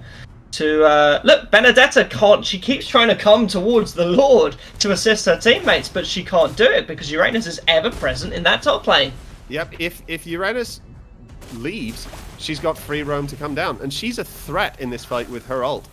So he can't leave, and I don't think he will. He's just going to stick around and just farm. Look, he's going to cut lane, farm behind turret, make sure that Benedetta has to answer. Otherwise, the waves are going to push in. She's actually countering it with the same strategy. Yeah, gonna absolutely stop you there. I think we've just lost Cynic here, however. Yeah, there's a massive fight going on. Uranus nearly goes down there in the mid lane. Benedetta now chasing up, and they've managed to take care of the Roger. Benedetta looking to close off the retreat for Uranus here, but they are alone. I don't feel like it's a good thing for them to pursue it. Right, they've got Roger down and the Granger down, so neither side can safely take Lord. This is gonna have to be a reset and find vision again. Yeah, absolutely. And look, Uranus straight back to pressuring that top lane. Now we know that their tier 2 turret is down in the top lane for the side of Incendio, but Uranus is definitely looking to even that up. Yep. Just take a look on the map at the positioning of these Selena traps. Just in by the red buff, in that mid river, and just by the bear there. The entrance points to the Lord. They have this area of the map completely. They do indeed, and a lovely stun by Selena there onto the Cho, and the double dashes. I think I saw 4 dashes there. Such a perfectionist when it comes to the timing of those dashes, because if you get it wrong, you don't get your resets. That was a fantastic play by her. I think they're going to be baiting Lord again. Yeah, this is going to be another reset on Lord. This is going to be another reset, and Granger took too many Lord hits. He now has to farm a little bit to get his health back. He doesn't have a choice. They can't continue with the Lord. He needs to farm. There we go. They've cleared that mid lane. I think they're going to make another move here onto Lord, and Esmeralda is actually recalling in the bot lane. This is going to be difficult for Incendio to contest now that Esmeralda's gone back to base. Incendio are calling it. Uranus is coming down from top. There we go, and this is where it's actually playing out more what appears to be in the favour of Incendio, and Chango is in danger, forced to retreat with their flicker, and look at that, Benedetta picks up the kill onto the Roger. Roger is definitely suffering in this game, and there's a wonderful ultimate from Esmeralda. A double stun lands, and Chango manages to escape with just the tiniest bit of life. I can't believe she lived through that. I thought so many people had shields, they were going to die. Glue putting some brilliant work in, just trying to get in that CC, just to make sure people can't come back in. Granger's too low to be able to do anything about the Lord by himself, though, so he's going to need the team. They do now have the numbers advantage they need to get this done. Yeah. They may very well have that numbers advantage, but don't forget Uranus is basically unkillable at this point, and he's just trying to collapse onto this Granger. Although Uranus now does appear to potentially be in danger. Is he going to go down? I can't believe we're seeing this. Uranus does go down, and now Lunux is fighting off against this Glue, and Lunux has been caught by the ultimate. Now it's just Roger. Roger is not going to be able to contest this Lord, because this Lord has been delayed so many times and reset so many times. It's now a 15-minute empowered Lord. This is going to do some serious damage to turrets. He's going to have to back off. Yeah, he is indeed. And look at this. Benedetta is actually splitting off here to push that mid lane inhibitor. That's going to go down. Maybe they're going to get 2 objectives for the price of 1. Esmeralda, I thought was going to maybe try and keep it going, because Roger is going to be coming. Roger's back up and online. He's just waiting around for a bit of health before he comes back in. I thought they might have been able to hold that there just long enough, but it would possibly been throwing this. So a very, very tough decision to make, but fantastic decision to make from the Benedetta there, taking that mid tower, realizing that they weren't going to get the pressure or the kill that needed to successfully secure the Lord. So push a different objective while a team fight's happening behind it. Absolutely no time wasted. What a very, very clever decision by the Benedetta, and actually out trading the Uranus in the top lane right now. And look at this, another wonderful ultimate coming in from the Chang'e, and the Cho does actually tank the majority of it to the face. He is tanky enough to be able to do that. The only magic resist item he does have, though, is that cursed helmet, so he's going to need to be picking up further items to prevent themselves being shredded in the late game. Yep, this is going to be another bait, I feel. Benedetta might even end up getting so close as to be farming behind tower in their Nexus in a minute at this rate. Benedetta here looking to collapse onto the Roger, and they find it in the mid lane, and Glue is just zoning off that Lunux. Lunux cannot engage and enter this fight at all. That was exactly the pick they needed. Yeah, it's exactly the pick they needed. Yeah, I completely agree. And there we go. Glue ultimate again used as his own. Oh no, but now Uranus is chasing in the top lane, and Esmeralda is closing in this gap onto Granger. I wonder if the Granger is going to in actual fact go down, and they do! Esmeralda is looking potentially to trade their life for the Grangers, though. I don't feel they're going to end up getting out of that. There's that ultimate, and a double kill for the Esmeralda! Absolutely astronomical plays there. I genuinely thought that Esmeralda was going to go down, but they do have these empowered minions marching into the base of Incendio now. They do have the waves there to defend, so it's going to be okay. Now, the only anti-heal that Evil Incorporated have is that Selena at the moment. So they need her there for the fight in order to be able to deal with the Esmeralda. They do indeed. And look at that. Esmeralda goes from almost dead to walking away. Roger's back at base, defending quite happily, and Uranus is taking that top tier turret. In actual fact, despite Evil Incorporated coming out of that with some decent kills, I genuinely feel that Incendio won that fight in terms of objectives. They definitely did. I disagree maybe with the mid tower, but that was a previous fight, I suppose. So discounting that, yes. Definitely, Incendio managed to come away with more than they started with there. That Uranus diving that mid lane tower, taking out that Chang'e, just healing up all the damage. It was disgusting to watch whilst that Esmeralda took down the Granger there. Yeah, and here we're looking at the itemizations. In fact, Chang'e picking up the final magic wand to complete their build. They're working on their final item now. Now I'm trying to remember, does that go into an anti-heal item? That could. That might actually be the game-winning item for them. I think if that goes into Magic Necklace, I'm just trying to remember the items off the top of my head now. I think no, it doesn't. It doesn't? No, it's because you've got the lifesteal compartment, the cooldown reduction, and one other item. I'm not sure that goes into Magic Necklace. Yeah, Cho just taking damage, and there's a lovely stun there coming in by Selena, and another ultimate coming in from Chang'e. Now Chang'e needs to build this anti-heal to deal with the Uranus. From experience, a fed Uranus or a late game Uranus, you need a fast amount of damage put out, and Roger's sitting there in the bush waiting for the right opportunity. I think he may in actual fact have found it, but he hasn't. He takes an entire 6 shots from Granger to the face, and this is going to be a Lord for Evil Incorporated. Uranus moving down, Glue doing their job of zoning off this Lunux yet again, and Esmeralda being chased out. And look at that, finally Evil Incorporated secured the Lord that they started 10 minutes ago. 10 minutes. 10 minutes fighting around Lord. That's nuts. But the Selena with the anti-heal there finally coming clutch. Granger did have to finish it off, but now they can march it down with the key members of Incendio down. This is looking like it could potentially be a 2-win game. Yep. 2-win Like match. this is going to be a 2-0 again. Uranus is taking far too much damage. There's the flicker out to safety, and now Glue is just trying to protect his teammates. I don't think that Evil Incorporated can actually end this just here, although Chang is definitely doing their best to make it happen. I don't think it's going to happen. This could actually be a misstep on the side of Incorporating, or Evil Incorporated over-committing to this fight.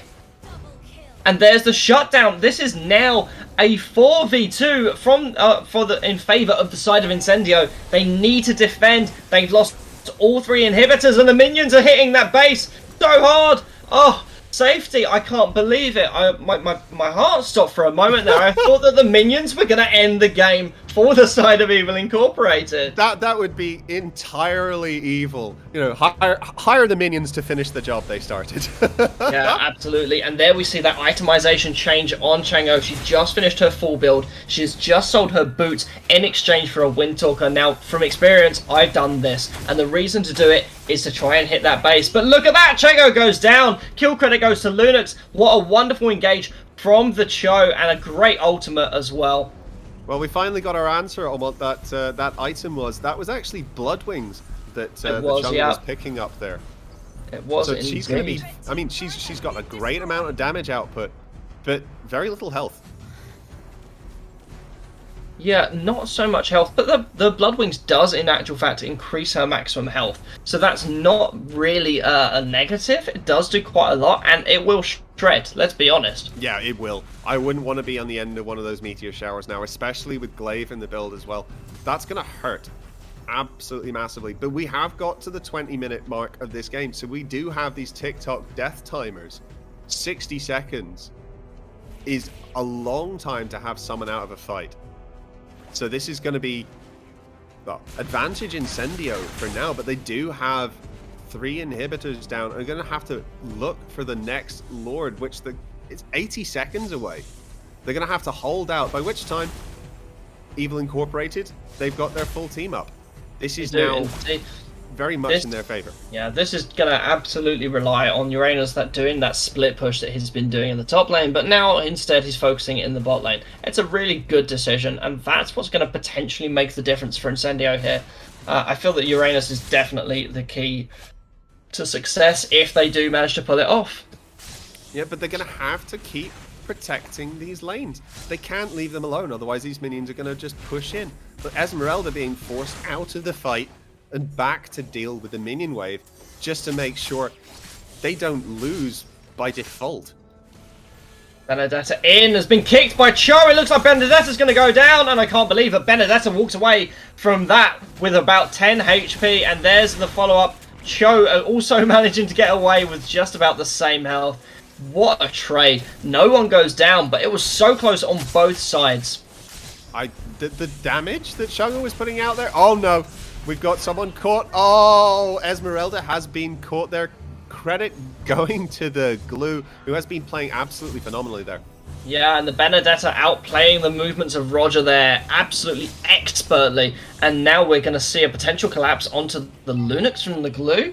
No, Granger says, I'm not wasting any time. I'm coming in for this Lord straight away. He can't solo it. He doesn't have the sustain. He does need his team. But that gives Uranus time to move up, and that's exactly what he's doing. Roger's there as well. That's another Lord reset. How many of those have we seen this game? How many resets of Lord? I haven't been counting, but I think it's upwards of 10. Definitely upwards of 10, at least 1 a minute. Yeah, definitely. And Cho goes down, and look at that Benedetta on the backline, barely escaping yet again. Looks like Roger's in trouble. There's the immortality down. I don't think he's getting out of there. There we go. Granger finishes him off. I don't think they're even going to bother with the Lord at this point. I think that they're just going to march it straight through onto the base. Chang'e has that Windtalker. Granger does a massive amount of damage. I think they're just going to get the minions in and focus base. Yep, this is going to be it for Evil Incorporated. They have played absolutely ultimate brilliantly from Chang'e. That's going to be game, set, and match to Evil Incorporated. Absolutely wonderful performance from them in both their first match and second, closing the game out 2-0. Congratulations, guys. Fantastic, resounding victory by Evil Incorporated. I'm really looking forward to seeing more of their adaptability that they've shown. The 2 completely different team compositions that they pulled up for both sets of matches. The Selena, though, those stuns were so on point. The anti-heal as well, so invaluable for their team.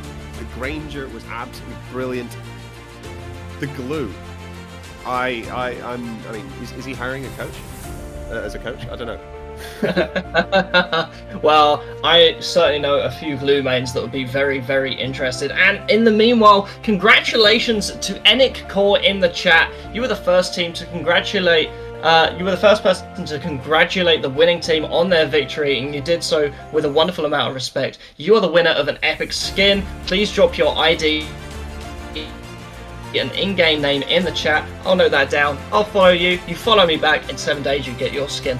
Guys, do stay tuned. We're going to be coming up between Neil and Evil Geniuses. I'm so excited to see this. We've seen a massive amount of support for Neil in the chat, and people are just impatient to see what happens. I know. Do you reckon that Evil are going to sweep Group B? Evil Geniuses and Evil Incorporated. Well, it's possible we might see an evil versus evil, but then the question is, how can good triumph when they're not even in the race, guys? Oh no. I'm sorry, it was cheesy, but I had to do it. Yeah, needs to be followed up with a yes. Not bad, not bad. Guys, we're going to take a brief break. Please do stay tuned, and we'll get ready for the next game. Take care, everyone. Be right back. See you soon.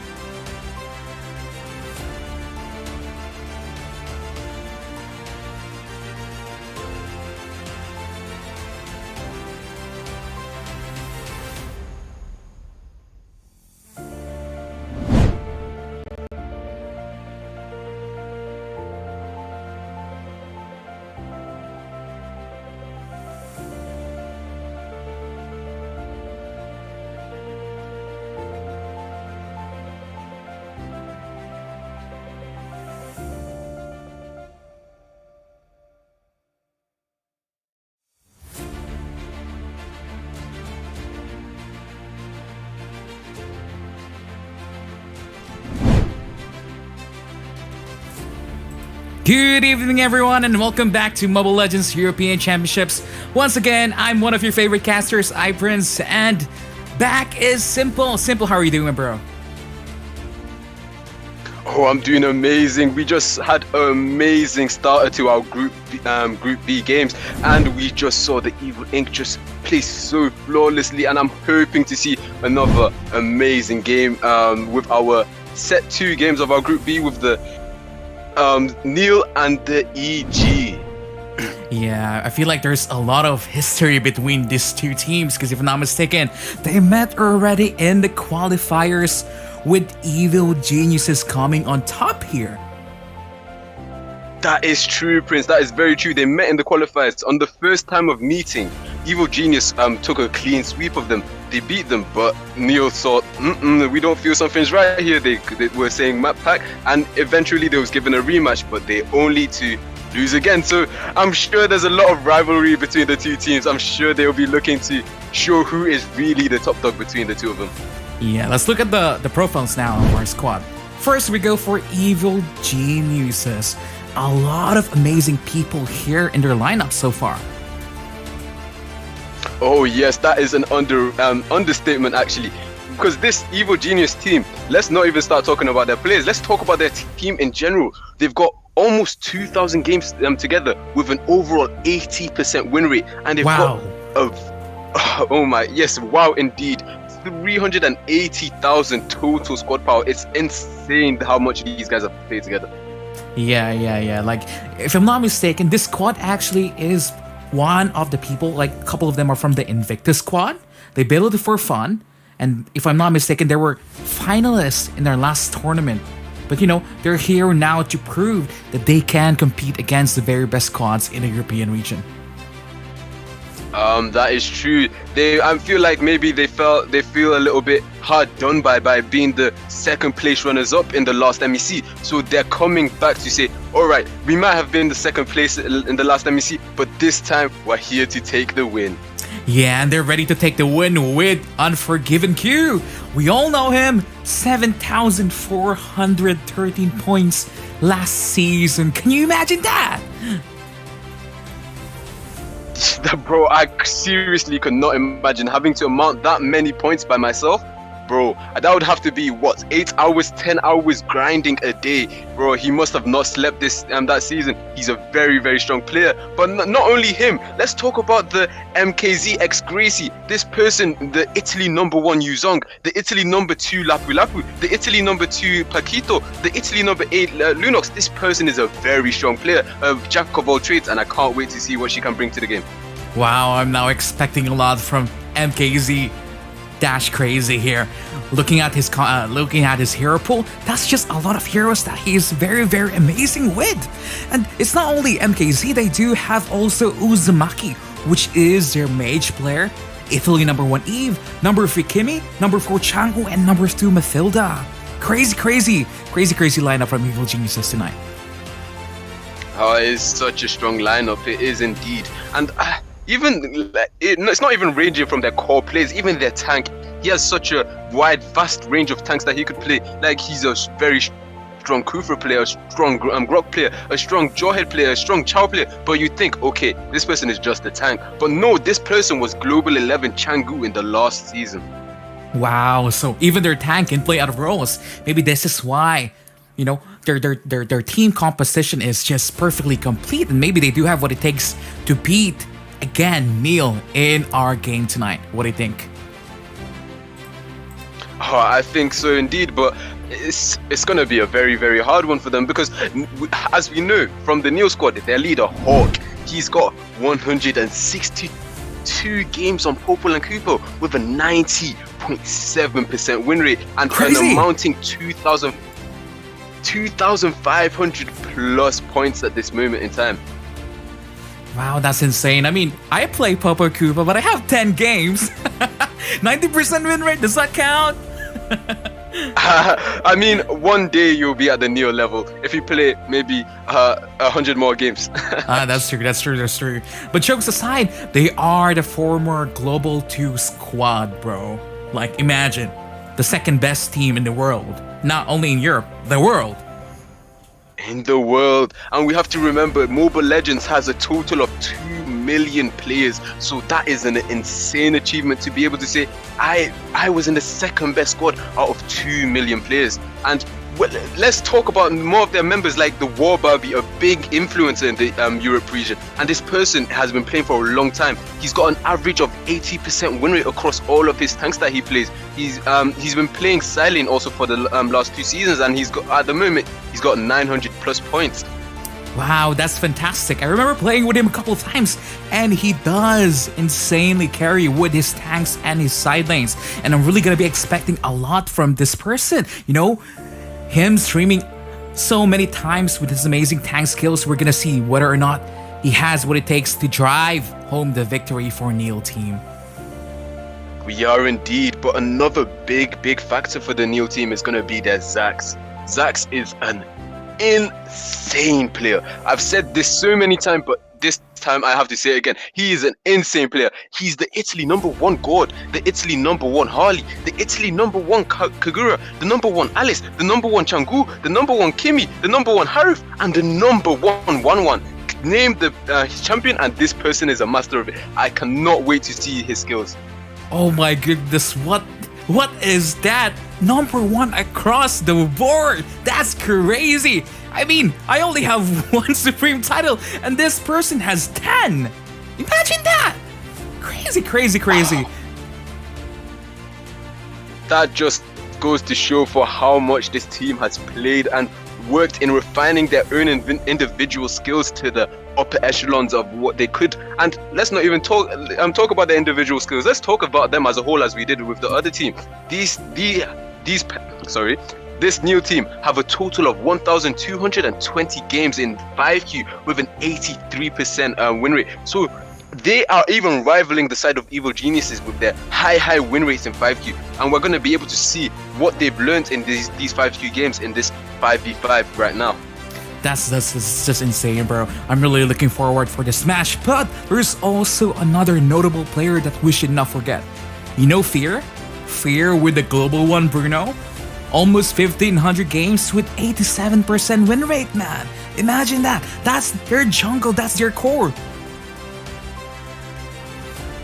Of course, how could I forget that, bro? Fear has been going at this for such a long time. He's such a strong player, and let's not even forget, this person has got a mounting 3,000 plus points in just this season. He is really going at it this season. I can't wait to see what he can bring to the table. Same. I feel like we know so much about our teams now, and I feel like everyone in their homes are ready for our match tonight. Thank you so much once again for Team Transition, Moonton, and Cynic Gaming for sponsoring this tournament. Without you guys, we're not going to be able to do this event, so thank you so much. So it seems like our teams are ready. We're going to be passing off the baton now to Phoenix and Cynic. Good luck, everyone, and don't forget to share, like, and subscribe, and we're going to start the game now.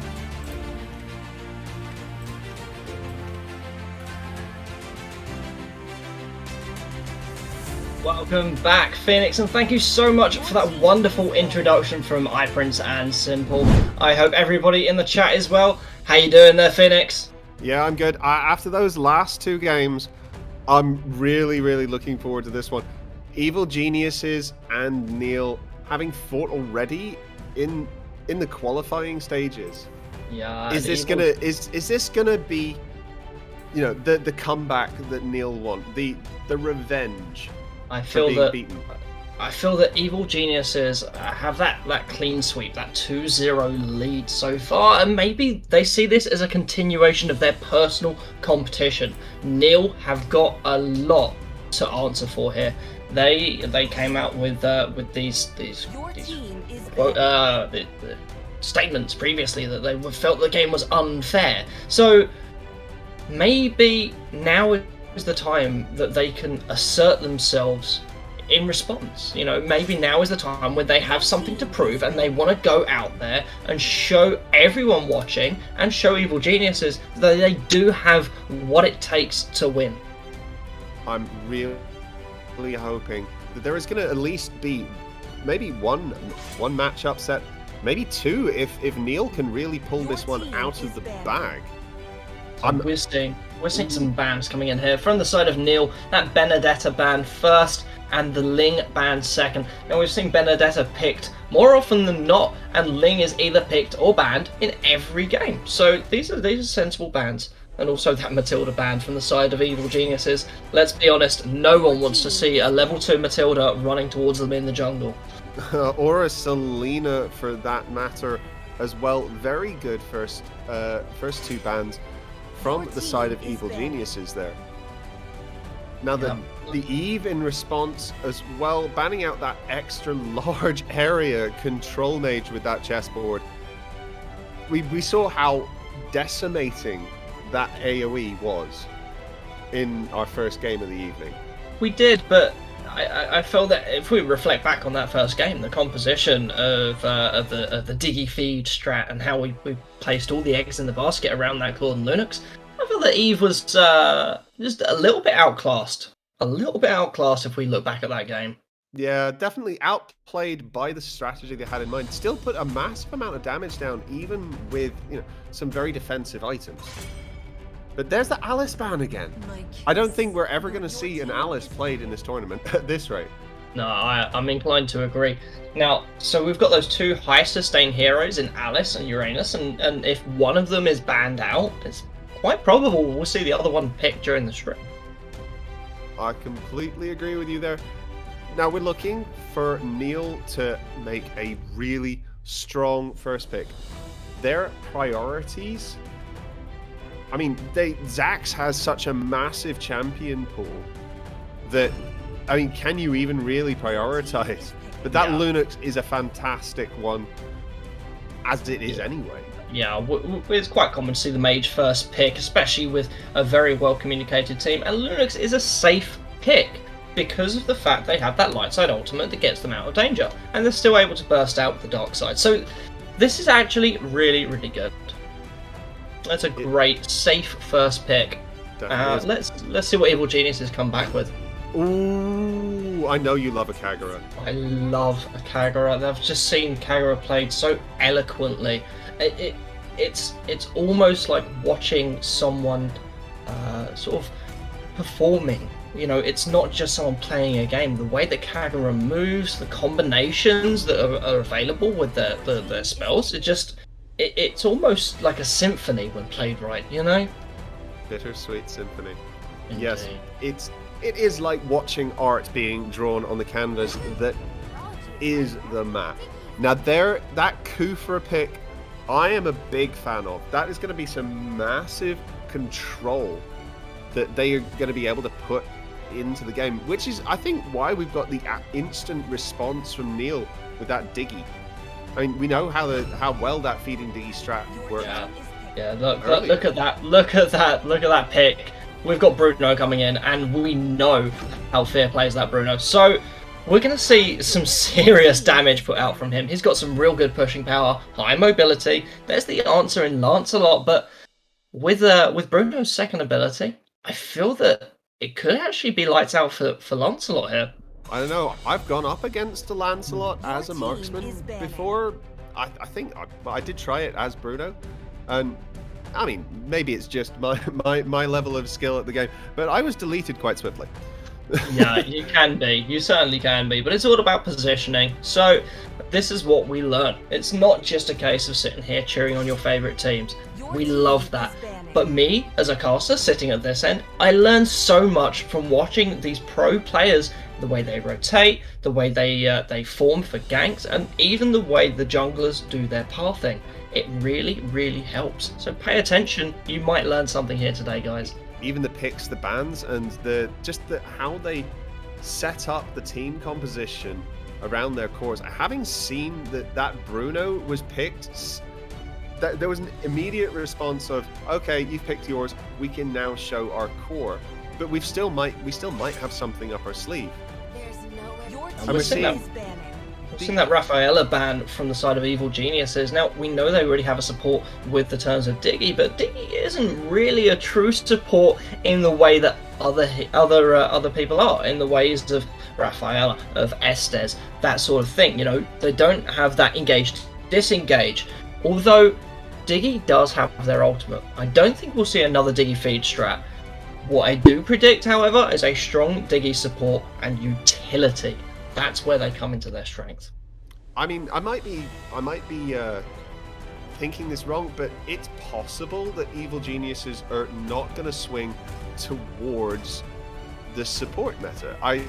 They might go with a really solid, strong solo laner and a marksman.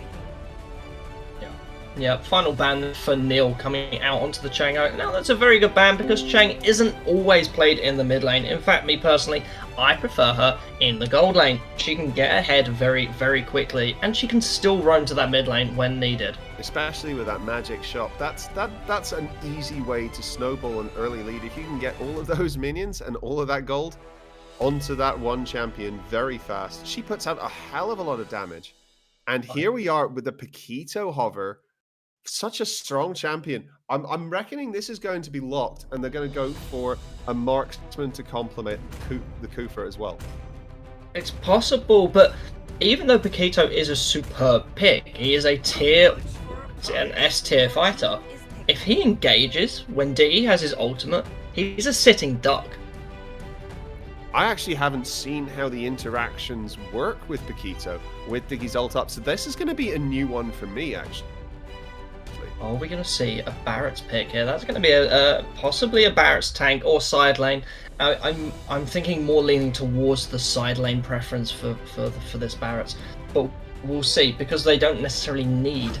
Oh, we're going to see that support. Estes coming in. Now we've got harass from Diggy. That is actually a really strong draft from the side of Neil. I love that composition. That is a fantastic draft, and we saw that hover instantly for the marksman. I might be right on the composition, but the Diggy and the Estes. I mean, the Paquito going into the Barretts as well. I think Barretts might come away from that lane quite well off. It's probably one of the few fighters that can. Entirely do you think? possible. Which way do you think that lane goes? I'll be honest.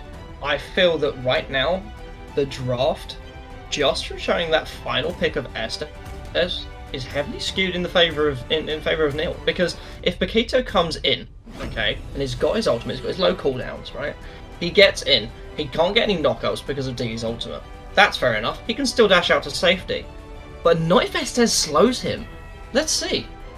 I mean, I feel it's going to go the other way. I think Evil Geniuses pulling that Farsa in as the final pick has actually rounded out their composition much more nicely. Just with the sheer amount of AoE damage that she can put out, on top of that Kagura slicing and dicing her way through with her umbrella, painting a picture of death. This is definitely going to be one to watch. For sure. Apparently, there has been an in-game issue, so we are going to pause the game and come back to you with the same draft, stakes and bans. There has been a technical issue on that side, so very sorry. We're going to take a short break there while we get the game reset, so we will be back with you shortly.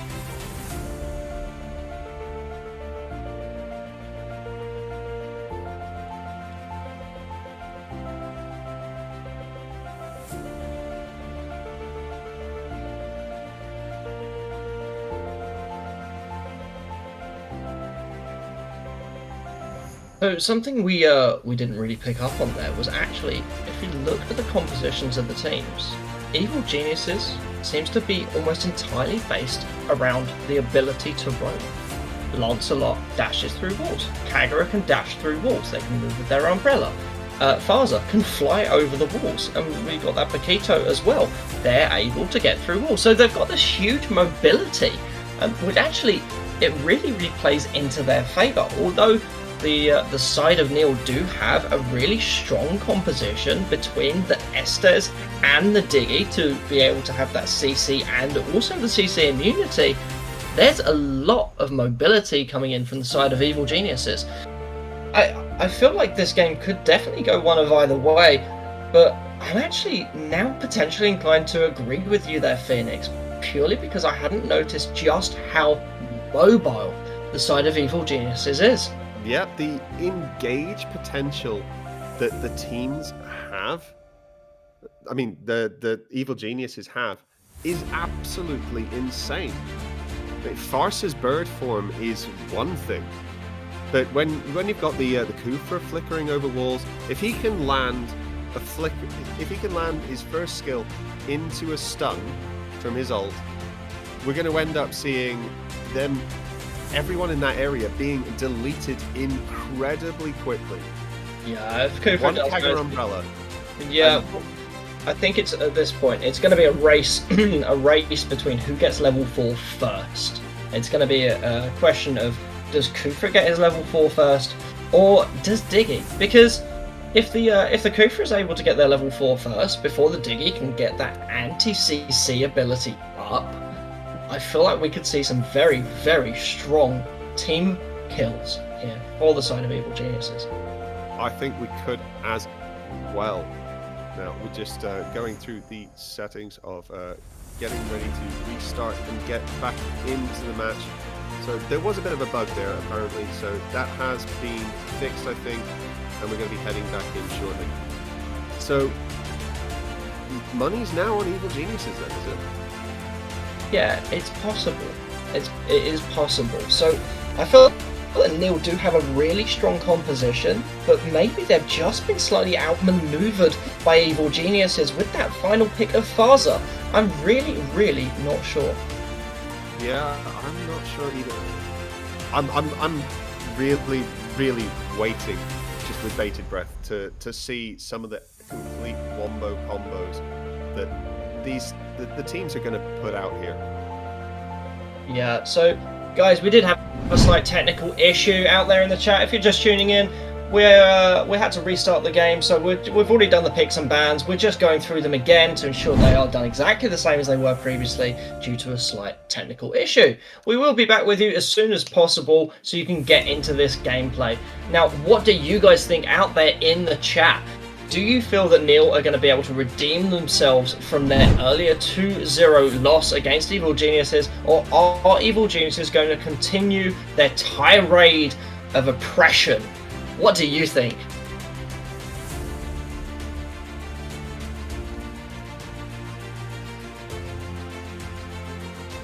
There we go, we're getting through the draft nice and quickly now. There's no waiting around, we know what heroes are being picked, we're all switching them in nice and fast.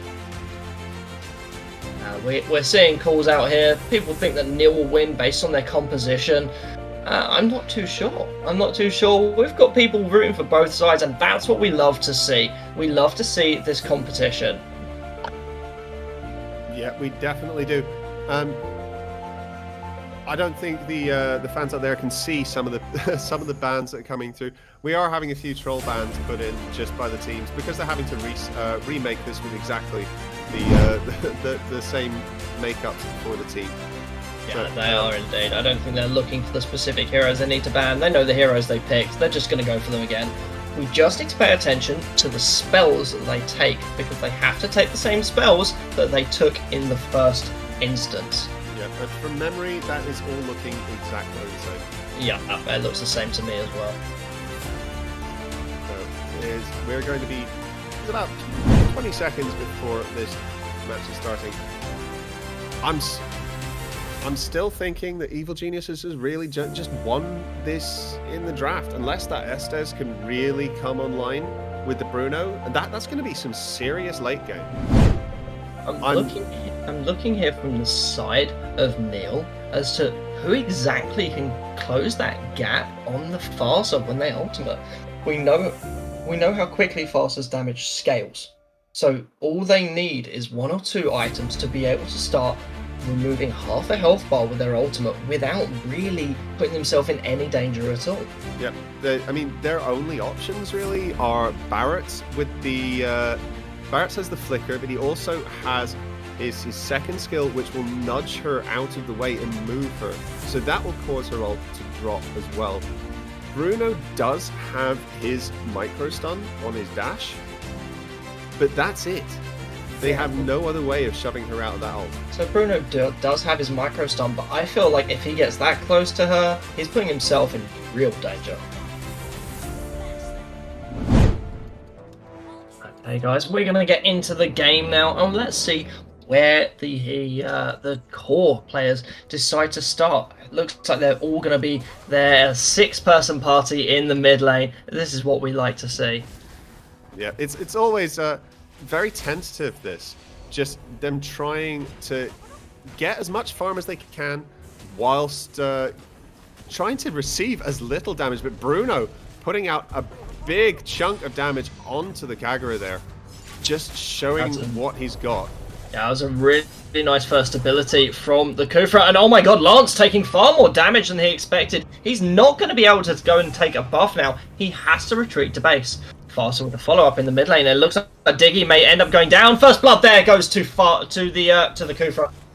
Onto the Diggy. Diggy's actually now in a really good position to go and harass this Lancelot. I think Lancelot sees it coming, decides instead to rotate towards the red buff. Yeah, and Kufra has just managed to trigger some of those bombs onto the buff. He's going to hold. He's actually choosing to hold that for the Lancelot instead, trying to get him some extra gold on the Diggy. This is that Diggy strat we're seeing for the second time tonight, and being played by different teams. So Diggy feeding strat is very much so alive, and in actual fact, it is not working. I don't feel like the Lancelot is really being delayed all that much. He's picking up a bit of extra gold in the first instance, and actually this may not work out in the favour of Neil. I don't think that this is a smart strategy to be trying this again. I don't it's not really think so delaying either. It really has not delayed him by very much. Although 1,200 gold onto the Lancelot in comparison with only 900 gold on the Bruno at the moment. That gap's going to close because they managed to sneak an early turtle there very quickly. Yeah, very fast. And that was because the Diggy was keeping the Lance busy. But bear in mind, it's not just about Diggy harassing that Lance and putting him behind. It's also got to do with the fact that you're going to give that really easy shutdown gold at some point to hopefully your core player. Definitely. And not to mention the vision aspect of the game. Diggy is a walking ward. He really can see everything, so he's just making sure that everyone knows where that Lancelot is at all times. Barrett's is going to hopefully escape this 3-man gank on the bot lane, yet very comfortably, because he knew where everyone was and that they were coming. Kagura falls back to base there by Lunux in the top lane. Lunux is now able to push this wave in very easily, get themselves a little bit of early gold. Paquito looking very dangerously low in the bot lane, but he does have level 5, which means his ultimate is available. He's actually got some serious sustain. And it looks like Kufra has been caught out a little bit here. Kufra may be in trouble. There's the response from Faza though. Kufra goes down to the Barretts. What a lovely clean kill by the Barretts there. Perfect movement and rotation, and look at that, Kagura yet again forced out of lane by the Lunux. Lunux needs to get ganked here, or the side of Evil Geniuses are going to be facing a monster in the mid game. Yes, they are. Fear is doing an absolute fantastic job farming on that Bruno. He's not really been in many of the fights yet, though. He hasn't. Now we do see that Lance is currently leading the gold for the whole game, and we do expect that because of this feeding Diggy strat. But at this point, Diggy's starting to be worth less and less gold. So it's that point at which that look now they can't really do turtle without everyone else knowing. This is where it really comes in. It's that ability to secure objectives. Kagura's umbrella comes out onto the Estes there, but Estes has his ulti, and there we go, turtle secured there by Lancelot, dashes in and dashes out to safety, not really looking for any kills. Diggy goes down in the scuffle, but we all expected that anyway. That was a very clean, clean retribution and escape by the Lancelot. That was brilliant on the side of him. Now, it really does look like Evil Geniuses have control of this map. Look how far and deep they are into this. So into the side of Neil, just trying to take all the farm they can and delay them even more. This is looking like they're going to starve them of their core's jungle now. Yeah, they're certainly going to try, but don't forget, this Bruno is a globally ranked player. He knows what he's doing. He knows how to keep himself safe and out of danger whilst farming freely. So it's, I feel like the Bruno, he's playing very, very, very, very cleverly. There's no danger. There's no risks. He's not even looking to engage in these fights. He knows he needs the farm to be able to put out the damage that he needs to do in the late game. Yep. Oh, what Oh a my massive God. ultimate coming in there from Lancelot, and a perfectly clutch ulti from the Diggy, but it was too early. 3-man ultimate in there by Kufra, and unfortunately the Kagura and Lance just didn't follow up in time. Kufra's being pulled back, and look at that, Bruno finally picks up his first kill, and in the top lane, Farsa forced to retreat. Lunox coming in though. I wonder if Farsa's going to end up in danger. They seem to be letting them back though. I can't believe that happened. Lunox just allowed the Farsa to retreat. Well, she knew that the Lancelot was there by the red buff, so she didn't want to fully commit to something she didn't know she could get out of properly, I think. Yeah, I'd be inclined to agree. I think Lunox said, I'll take the farm nice and clean and safe. We don't know where the rest of the players are. If I get myself focused on trying to engage this Farsa right now, I could be collapsed on and wouldn't even realise. Yep, and if we look at the gold difference, there is barely anything in it at the moment, even though Diggy has died 10 times. Yeah, he has indeed, and those 10 deaths are the only ones that have actually happened. And what a lovely turtle steal by Lancelot, and there's his second ability, and now we see the fastest damage coming out. What a wonderful, wonderful engage by the side of Evil Geniuses. That was glorious. Now we're finally seeing a death that wasn't on Diggy. Lunox goes down in the struggle. And did you see that? That second ability of Bruno, that's what cancelled the Farsa ultimate. I take it back. This guy, for want of a pun, he's got balls. Oh no, I can't believe he did that. Did you see the amount of damage that he actually managed to put out on to the Farsa with just one of those empowered balls? Yeah, absolutely amazing. Guys, this is definitely, even though the gold is quite close and the kills are very, very skewed in the favor of Evil Geniuses, this actually could be a very, very even game. Neil coming in with a lot of damage from their Bruno, and look at that. Tier 1 turret at the top, taken down. Very cleanly done by the Bruno, but now's the engage from Kufra, and that ultimate coming in from Farsa, and there's the shutdown gold that Bruno was hoping for. And now he's looking to clear up with that. There's the heals coming in from Estes, and that's what you need when you're looking at a core marksman. That was fantastic. The amount of damage he's putting out now is absolutely brilliant. Oh, there goes the Diggy yet again to the Farsa. He just stood under turret, turret, kill though. Notification pop up and was like, yay, kill! Yeah, no, it's just the Diggy again. And he stood under turret and allowed himself to die purely so he could stop people from backing. It's just delaying. It's a great strategy, and it is still viable. If you'd asked me yesterday if I thought the strategy was viable, I would have said no. But seeing it played like this, definitely viable, guys. Yeah, definitely viable. This is two games from Group B that the D strategy has been used, and at this level of play, it is actually quite something to behold. Let's have a little look at the itemizations. So Lunox has just pulled up their lightning truncheon. There's the damage burst damage about to come out, but Farsa's already managed to pick up their anti-heal, which is really going to come in handy against the Barretts and the Estes. Well, the Barretts, however, is putting in work. He is one chunky little dino, and he was just pushing everyone back from that turtle. So it was practically free with him just saying, if you want that, you got to get through me. Yeah, absolutely. But he did concede that bot lane tier 1 turret in order to secure the objective. And look, that's where they're all going now. It is indeed. They're looking to collapse on that, but they know that the side of Evil Geniuses are going to have backup on the way, so they can't really pursue it too deeply. I think they're slowly identifying that Barrett as a threat, and we're getting our answer as to who wins that lane between Paquito and Barrett, because neither of them have died to each other, I think. No, I don't think they have. Well, neither of them have a death on their board, which means they have not defeated each other in a 1v1. That's it. Yeah. It goes without saying. Yeah, cleverly deduced, Watson. Cleverly deduced. Here we see Diggy just doing his best to ensure that even though he's not dead, he can still ward people out, just throwing a few of his lovely little time-ticking bombs into the bushes to see if he can catch anyone unawares.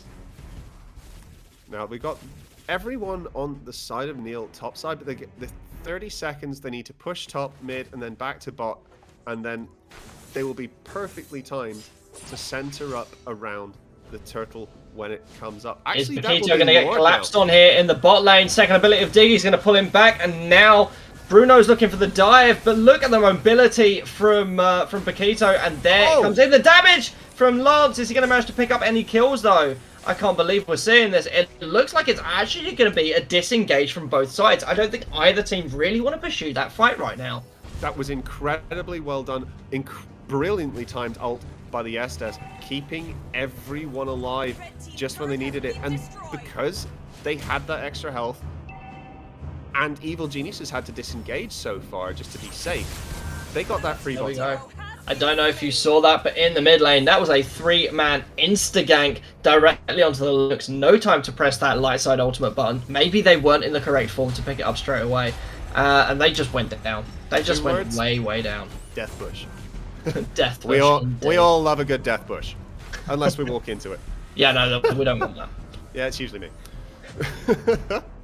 It's your job. You're the tank. You need to check Yeah, true. bushes. Yeah. Just walking into them so you don't have to. Yeah, absolutely. Barretts is expertly keeping his 25 stacks up, just moving up into the mid lane. He's going to use his first ability on that wave and then continue his progress up throughout the river. He's going to There we look go. to switch lanes up now, push that top side in. Now that they've got the bot side pressure on being the objective being Lord, he needs to provide some sort of distraction that they can't deal with. So he's trying to put himself in a position so that even if they lose one objective in Lord, they can take a second objective with that tier 2 inhibitor. And it's a really, really clever strategy. He is returning here to the group of Neil for this team fight moment. But look at that massive damage from Farsa. She's going to get eaten by Barretts, and Barretts is back on that backline on his own, and there's no one following up. And look at that! Lord goes down to Kagura. Meanwhile, Barretts picks up the Farsa and eats them, and I can't believe this. But also, look at the damage coming out from Bruno. I can't believe he's surviving this one. It's a double kill for the Lunux. And what is going to happen? Are we going to see a clean sweep? Even though There's the ace! There we go. There's the ace. There's the wipeout. And I can't believe that. Even though Evil Geniuses secured the Lord, they can't make anything of it. And Bruno is going to push in that mid lane for that tier 2 turret. That was definitely a play that came out on the side of Neil. That was War Barbie on that Barretts, just providing so much damage output, but just eating all of the damage that was thrown in his direction. They couldn't do anything about him at all. Farsa in the backline, chomped, eaten, stomped on. And then just the follow-up from him was brilliant. That Guardian helm he's got ensures that he's already back up to full health, ready for the next fight. The only thing he might need to back for is mana, and he's already built the Thunderbelt now as well. So he's not even going to really be relying on that too much. Yeah, he shouldn't need to back at any point. And look, again, perfectly timing the second phase of his first ability to maintain his stacks on that cannon minion. There we go, Farsa, another zoning ultimate. There's no one within your range, Farsa. That you're using it, and it's great for seeing where people are, but it's not the right time. It really isn't. I mean, I think they saw them going into that mid bush. They might have had some vision, so she was just trying to clear them out. That ult cooldown, it's already back up. She can use that again should she choose. So she's now going to be using that ult more to almost clear bushes rather than clear lanes.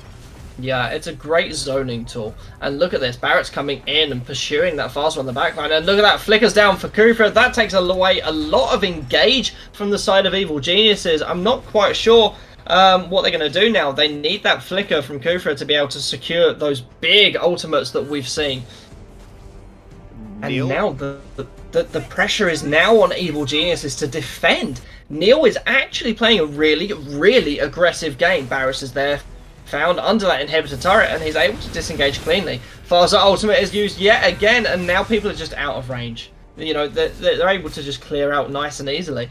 But this is definitely, you know, I was saying before about the lack of the immunity to CC that the Diggy provides. This is where it's really coming in. I think, yeah. I mean, you sided at the start of this game with Neil, saying their composition was that you thought they had the superior comp just because of the healing and the crowd control reduction. We swiftly switched sides to the side that had more mobility. But we're suddenly seeing this Barrett who is absolutely brilliant. And the damage that Bruno's being able to put out, I'm about to eat my hat. Yeah, do you know what? This Barrett is doing a fantastic job. And look, there we go. The Queen's Wings picked up on him. That makes him even more tanky and tougher to kill. This game looked to me just in the draft that Neil had a really good composition, and then after that I looked at the level of mobility from the side of Evil Geniuses, and I thought, actually, do you know what? They could definitely pull this off. They've got the mobility in here to be able to really close this game out cleanly. But Diggy, again, he just did his work. He put the jungler behind. Yep. Farsa is their only method of securing an area while her ult's up. Neil just have so much presence that Evil Geniuses don't even want to walk forward into it. Even with the 9-2 Lancelot, they're struggling. They really are. But what we need to bear in mind is Farsa late game can delete a Bruno in one hit. So this is what we're looking at. There we go. That's that Farsa ultimate again, used on the Lunux, forces the light side ultimate, and this is possibly going to be an uncontested Lord for the side of Neil, and it is.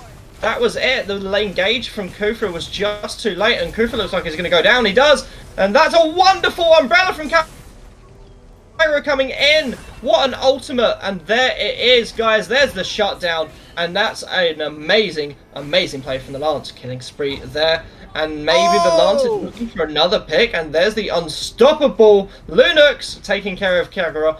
Absolutely cleanly. Look at this. War Barbie over there. War Barbie over there is just not taking any damage from the Paquito at all. Yep, he is one tanky boy. He's got full stacks permanently. He's able to put down so much crowd control.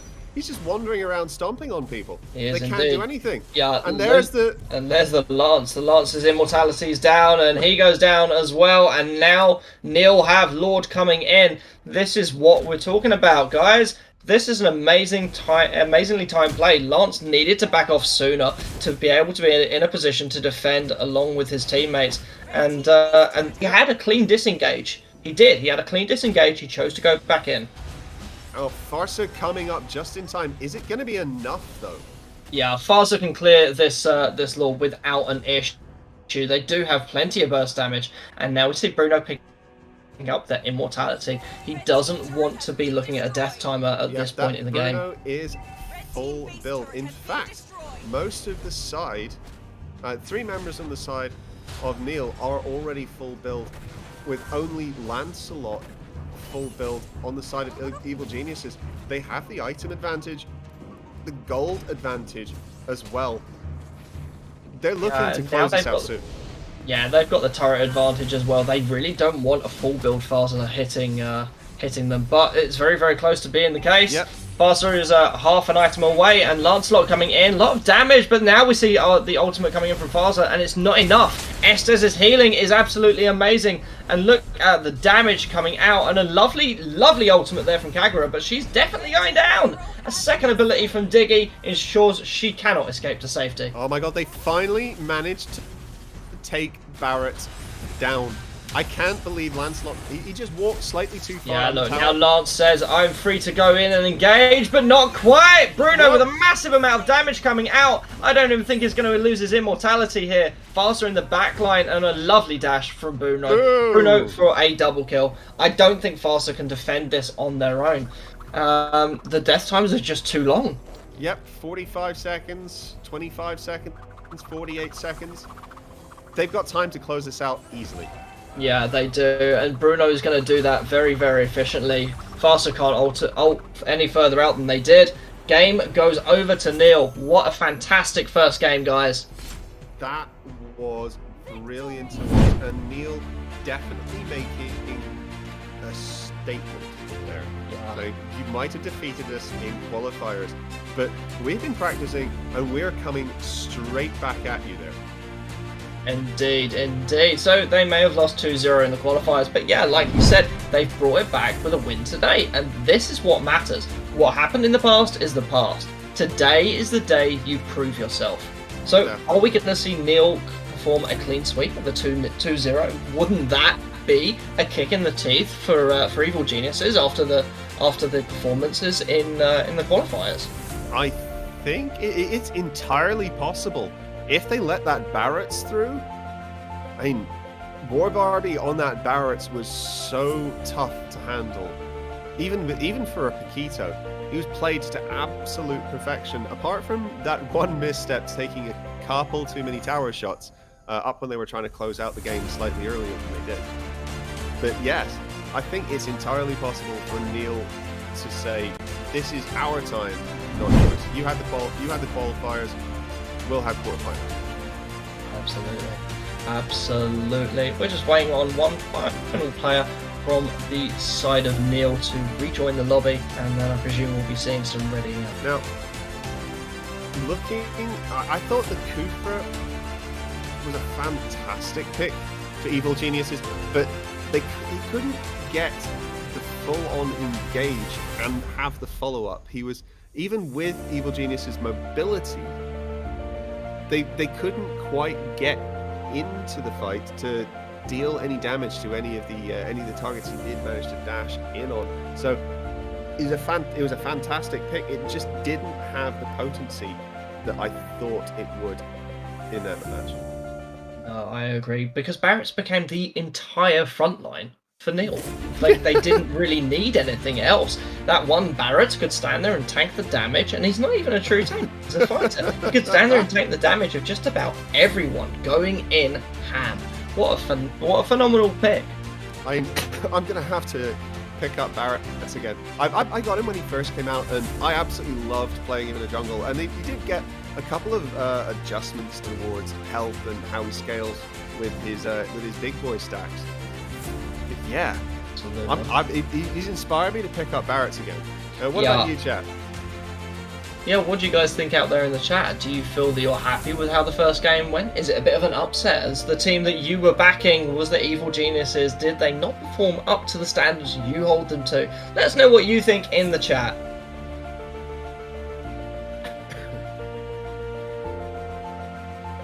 Yep. And yes, guys, we are entirely impartial. We are just calling the plays on the screen as we see them. I mean, we like to hedge our bets here and there occasionally. You know, just a friendly bet between casters, like who you think's going to win, who you think's won the draft. I mean, I'm excited to see the next draft. If you didn't call who you think had the better team composition from the draft, then I don't think you'd be doing your job really well as someone that analyses gameplay. I don't think I would either. If you excuse me for just 1 second, I'll be right back. Okay, no problem at all, Phoenix. I hope you come back soon. Get yourself a lovely little drink. It is quite drying of the throat out here talking that constantly, but we'll get there, guys. We'll get there. I believe it's just going to be a couple of minutes now before we start the second draft. Are Neil going to be able to close it out with a 2-0 win today against Evil Geniuses? Are we going to see Neil in that final round versus Evil Incorporated, or will Evil Geniuses be able to pull it back and win a 2-1 victory to make it an Evil versus Evil end to the day? I'm very, very I'm really excited to see what happens, guys. I really, really am. And I am too. I mean, we've got calls in the chat for Neil before the Evil Geniuses, but I mean, it's a good question. You could throw that the other way. Are Evil Geniuses going to be made to take the knee for this one as well? It's possible. It's possible. Well, let's avoid those Game of Thrones quotes. We don't want the copyright claims, guys. I love it. Exord Vetti out there in the chat. I'll take that bet. Just a small bet. Just a small bet, guys. Now, we, I believe, are going to be seeing the teams readying up and going into our lobby now. I wonder what picks and bans we'll see. Will that Barretts be allowed through again to perform phenomenally for War Barbie as they did this game? I feel like if it's not banned out, it's going to be an early pick. I think it is too.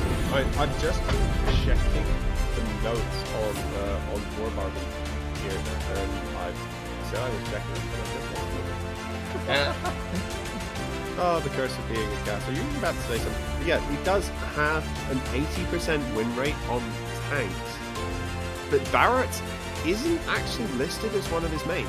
I mean, we can see him playing Uranus, Khalid, Kikito, Yuzong, but Barretts is an absolute new one to me. I didn't see them play in the qualifiers, so unfortunately I missed that. But that Barretts is nuts. That's going to have to be a first ban. Because that really was the thorn in the side of Evil Geniuses. Yeah, that Barrett.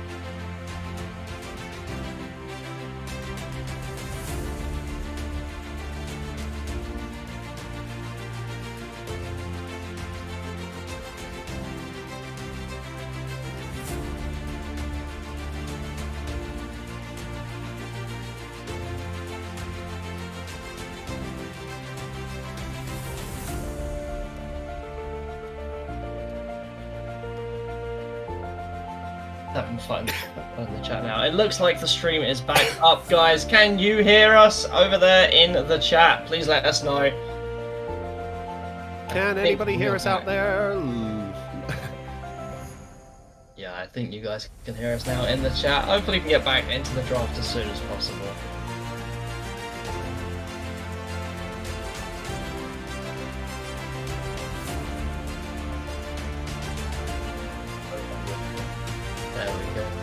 Carnage says, unfortunately, he can now hear us. Thanks, Carnage. I'll bear that in mind. Yay! Welcome back, We're guys. We are back. Thank you so much for sticking around and bearing with us. There we go.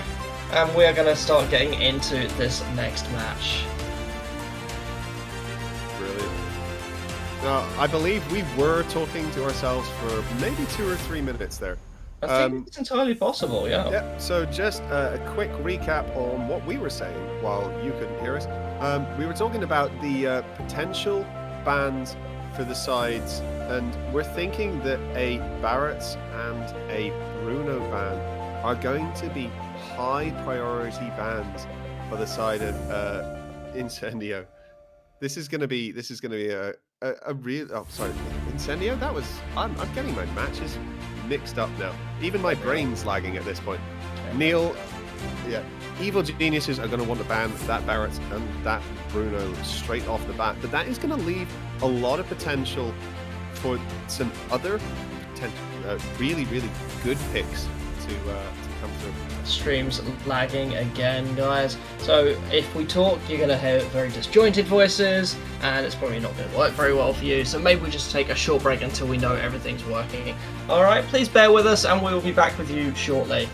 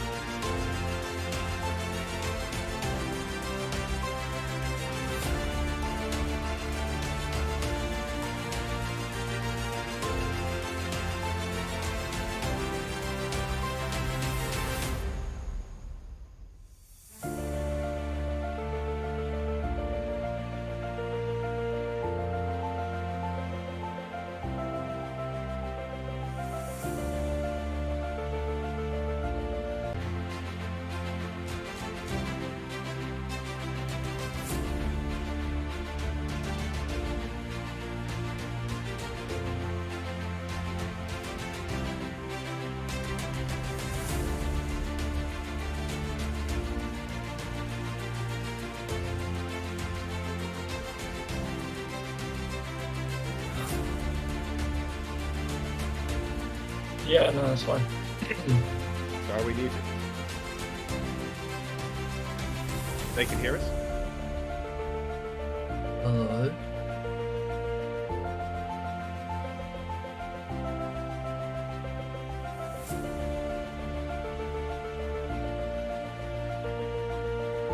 It looks like everything is fixed on the technical issues, so we're going to get into the second game between Neil and Evil Geniuses. Let's see if the teams are ready.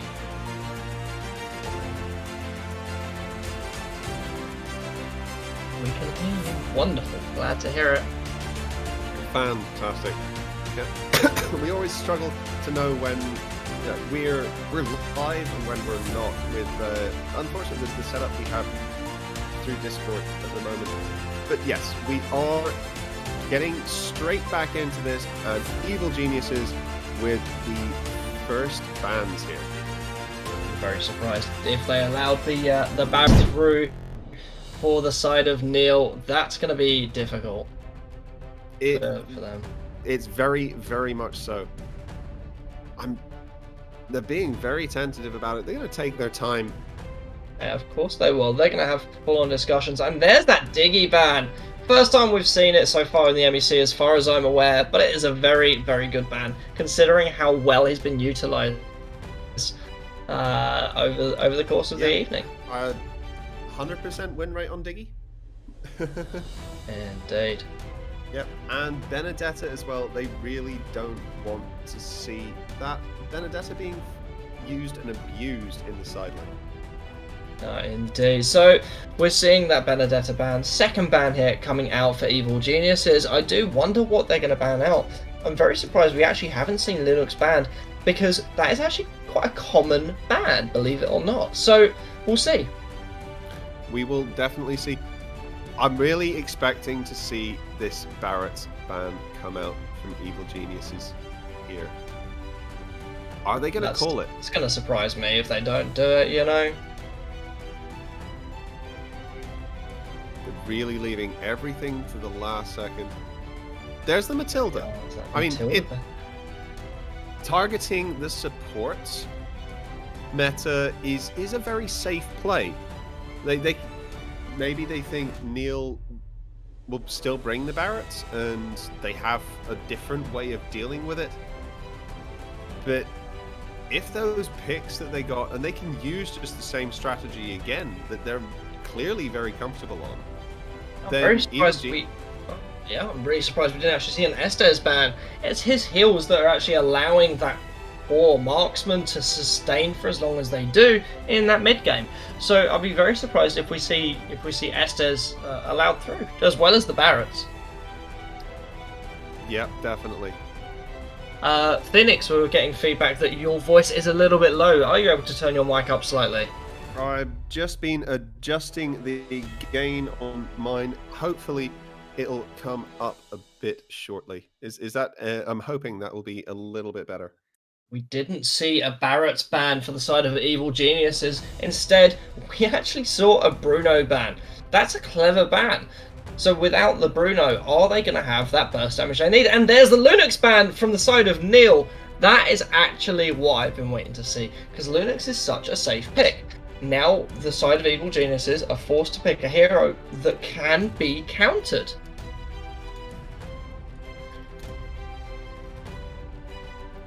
Sorry, just trying to organize my microphone being slightly boosted on the side, on our side through the sound.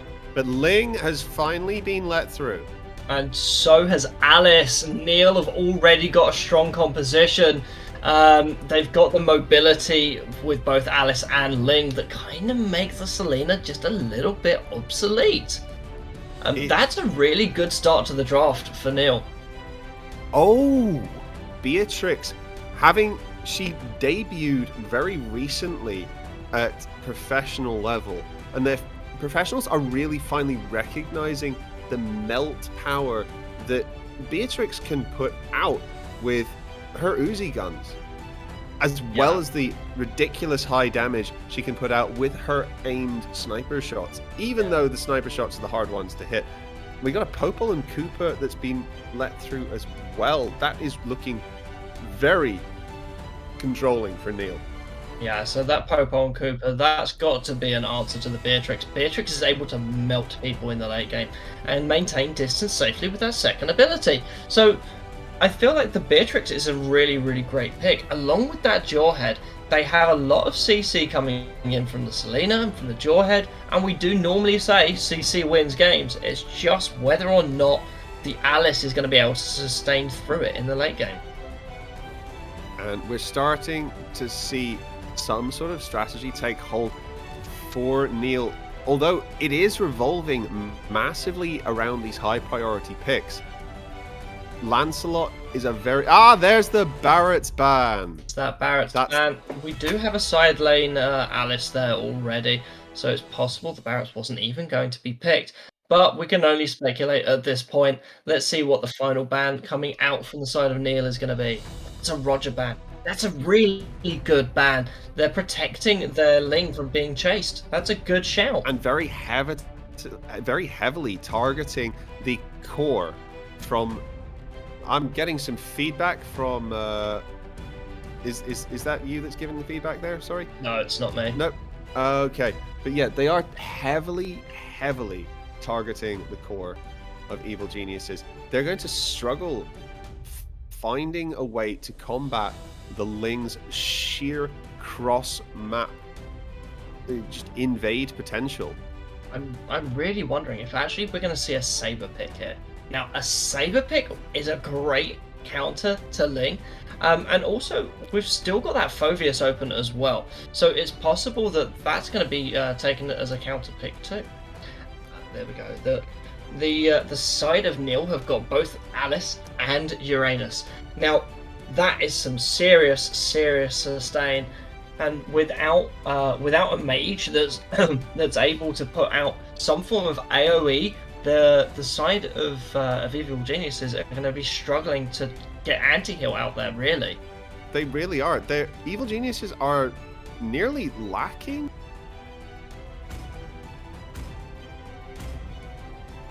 Apply anti-heal with a Sea Halberd maybe, but it's looking very solidly like they're the weaker players in this draft. Yeah, definitely feeling the composition here from the side of Neil. They're probably going to go with that support pick last, either with the Kaja or the Nana, just to focus down that Yi Sun-shin or Beatrix, should they choose to engage. Yi Sun-shin is a fantastic pick, but he does take some items to get scaled up. I mean, Nana would be a wonderful counter to, just keeping people in Melina form. But I think they're going for the far more sensible option of that Kagura again. Fantastically played in the previous match, and I can't wait to see more of it. Yeah, it was absolutely beautifully played, and even though it had its moments, it really did. The Kagura last time, I believe, was actually on the side of Evil Geniuses rather than the side of Neil, if I remember correctly. Oh, my mistake. Apologies for that. No problem at all. So, just from the draft, what do you feel Phoenix is going to be the winning team? I honestly think that Ling is ridiculously dangerous and has such potential. I think Neil might have the edge. They've got a very rounded composition. They've got the tankiness. They've got the lifesteal. They do lack slightly in CC, with only the Popol and Cooper being able to provide the serious, and the Alice being able to provide much CC at all. Selena on the side of Evil Geniuses and the Jawhead are going to be absolutely crucial players, and even the Yu Zong as a knockup.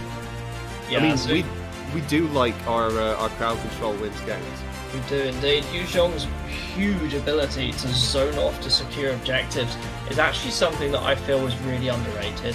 His ability to dive behind towers, to proxy off waves. I feel like he's actually a really good control fighter.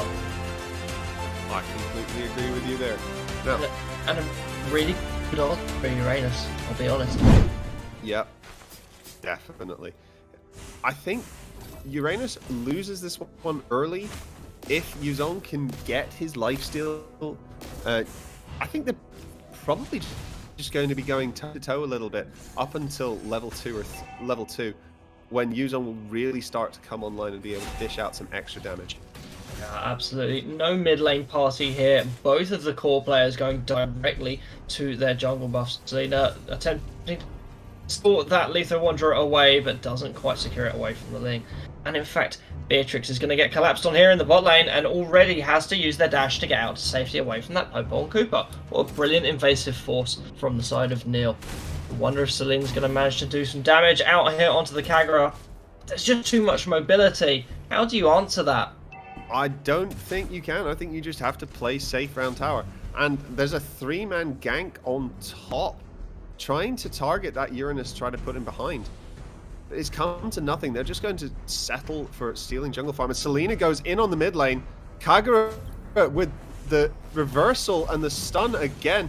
That there's 3 people turning up to the fight. The ejector from the Jawhead is fantastic, forcing the Ling to ult just to get out of dodge. No one goes down. I honestly thought Ling was going to be able to pick up the kill on the Selena there, but the save from Jawhead, I thought the Ling was going to end up going down. It's a great ultimate to get themselves out to safety. Brilliantly played there. Now, Neil are looking very much in control here at this point. But Evil Geniuses are looking for this early turtle. So I have to say, even though the draft did definitely point towards Neil, that we're actually seeing really clean rotation and teamwork from Evil Geniuses here. So it's not always one in the draft, guys. This is where the actual teamwork comes into play. Very much so. And with Selena and Yisun Shin on their side, Evil Geniuses are going to be looking very much towards playing that vision game. They will know where everyone is more of the time than Neil will. So Neil are gonna be sort of living in fear of these stuns coming out of nowhere, or certainly Ling having his buff stolen away by a Yisun Sin ult if they get vision of it. It's the last thing you want as Ling, to lose your blue buff. We've got a pause in the game, guys. I'm wondering what that's about. Hopefully it'll be resumed shortly. What do you feel about the game so far? We've got an ever so slight gold lead in the favour of Evil Geniuses, and I have to say, even though I feel that Neil won the draft, Evil Geniuses are rotating very, very cleanly. It's like they've given themselves a bit of a pep talk in between the games there. They've gone, okay, we know where we made our mistakes. We've made some key bans against champions that we maybe hadn't considered into our 5-man unit. They've adjusted, and they've come back looking like a stronger team, in my opinion. Sure. I feel that they probably sat down and had a serious conversation. They didn't want to go out that way. Yeah, no, they really, really didn't. They definitely don't. They are going to be putting up an absolute fight right to the end. But if it gets to that end game, you've got a huge amount of sustain coming in from the Alice and also from Uranus. So it's going to be difficult. I think the key really is going to be focusing down that Ling from the side of Evil Geniuses. If they can get the CC on that Ling, take them out of the game early and put them behind, that's where they're going to be able to come into their own. Yeah, Ling has been farming up a storm, I believe. Even having been forced out, he was able to circle back straight in to rotating through his jungle. So he hasn't been put very far behind at all. Alice versus Beatrix is a lane that I want to keep an eye on, because Beatrix is going to be losing that lane very, very quickly if she gets more than one of Alice's orbs just go through her. So I think there's massive kill potential for Neil on that side of the map. There's massive kill potential for Evil Geniuses with the Yuzong into the Uranus. It's all about the other 3 members. Yeah, they need to rotate, they need to communicate clearly, and in actual fact on both sides. So Popo and Cooper is a great single target tank, but it's not really going to help them much when it comes to a team fight, apart from to lay off one person. But I don't feel that there isn't one person in specific you want to be focusing from the side of Evil Geniuses. Say if you see that Yi Sun-shin, doesn't matter. The Beatrix can still put out considerable amount of burst damage. Definitely, and don't forget, if one ult doesn't do it, she can switch weapons, and she's got a second one there waiting. For sure. And look at that. I wonder if we're having some more technical issues, because this pause has been going on quite some time, and there's no word from communications just yet. So, tangent time. Indeed. I mean, how are you doing in your ranks? Let's not about that. I blame Vedi entirely for my feeds. Okay. No, I didn't feed. I felt like I was doing okay. It's all good. Yeah, solo queue, duo queue, trio queue. It's all pretty toxic at the moment. You end up with players who want to play their own game and they don't want to play a team game. How about you, Phoenix? How's your queuing going? I've been going very slowly into ranked games, just treading the water a little bit, going up and down, not really making very much headway. I'm trying to keep up, just playing with, you and some of the guys in our squad, just to keep the ball running. I do think we'll easily hit Mythic Glory this season, but it's just going to take a bit of hammering away. Yeah, certainly. There's not much time left to hit that glory mark. Not from where we are. Wow. I feel like I'm gonna end up back in Legend before the end of the season. Seriously. Yes. Let's rank down to Grandmaster. Yeah, let's do that. Oh, at least we'll have a nice easy start to next season. Oh yeah, right? Fantastic! I can't wait for that. Hey, that's a good opportunity to get some global rankings, right? If you're down there. Yeah, very easily. I'm nearly global ranked. Well, I am global ranked at Gatakacha, but. I could do with a few more easy matches. Yeah, that'd be nice. That'd be nice indeed. It's yeah, I think we're doing reasonably well, but I think this is a team game, and the game is designed to play with friends. Solo queue is where I feel the issues lie with this kind of game. People thinking that yes, they are the be-all and the end-all. They can carry their team, or they're the key person for the team. But everyone is going to be going into these matches thinking that. So that's where you get that disconnect of and the toxicity, I find. Yeah, this is a team game, so why not grab a few friends? We're getting a resumption in the game now. About time, guys. Let's get back to it. And now we see the Ling trying to play pressure here, and forced to use that retribution to stop Selena from taking the Lethal Wanderer. It's so interesting to see how just this slight movement and vision granting minion is so often the recipient of a retribution spell. I know, it's crazy, but there are major fights of it. If you look at the trap placement. There are indeed. Look at this in the top lane. It looks like Uranus is in trouble, but it does have just about enough life still to walk away from that. It's and Kagura now who's in trouble on the tower. And look at this! Selena in onto the Kagura, and what a beautiful play by the Kagura. First blood there goes to Popo and Cooper, and Kagura walks out with what must be about 3 HP. That was some duck diving and dodging there by the Kagura. I can't believe she lived. Beatrix, however, in the bot lane. Alice uses their first ability in the wrong direction, forcing themselves to disengage. I'm not quite sure what they were holding that for. Beatrix has gone back to base, and Alice knows that she has the life still to be able to stick around. That felt like a little bit of a walk of shame there for a second, didn't it? So, oops, wrong direction. I'm just going to have to walk the long way around like a normal person. Indeed. There we go. Alice is now able to farm finally, and Beatrix has actually gone to that mid lane, trying to get a little bit of pressure onto that mid lane turret. Well, they know that turtle's up, and that's the next key objective. Yi Sun-shin ridiculously throwing it down, but Oh, Ling nearly dives in, ult into the backline, onto the Yuzong. Yuzong has taken Ling down though in reverse. Uranus healing up through all of these fights is doing damage, but then Yisun Shin over the wall of the turtle pit. They're not going to be able to find anything here. Selena stun out and misses, forcing the side of Neil under tower. 1 kill over to Evil Geniuses there. That was well played, and the turtle, which was nearly stolen. Oh, that was a bit of a rush. That was absolutely a beautiful play. Alice there looking for the late engage, but able to disengage very easily. And look at that, Alice in the mid lane doing quite a considerable amount of damage onto the Selena, and a beautiful movement. But the Selena Abyssal Arrow does catch the Alice. And look at the damage coming out from Yisun Shin's ultimate. Absolutely glorious, guys.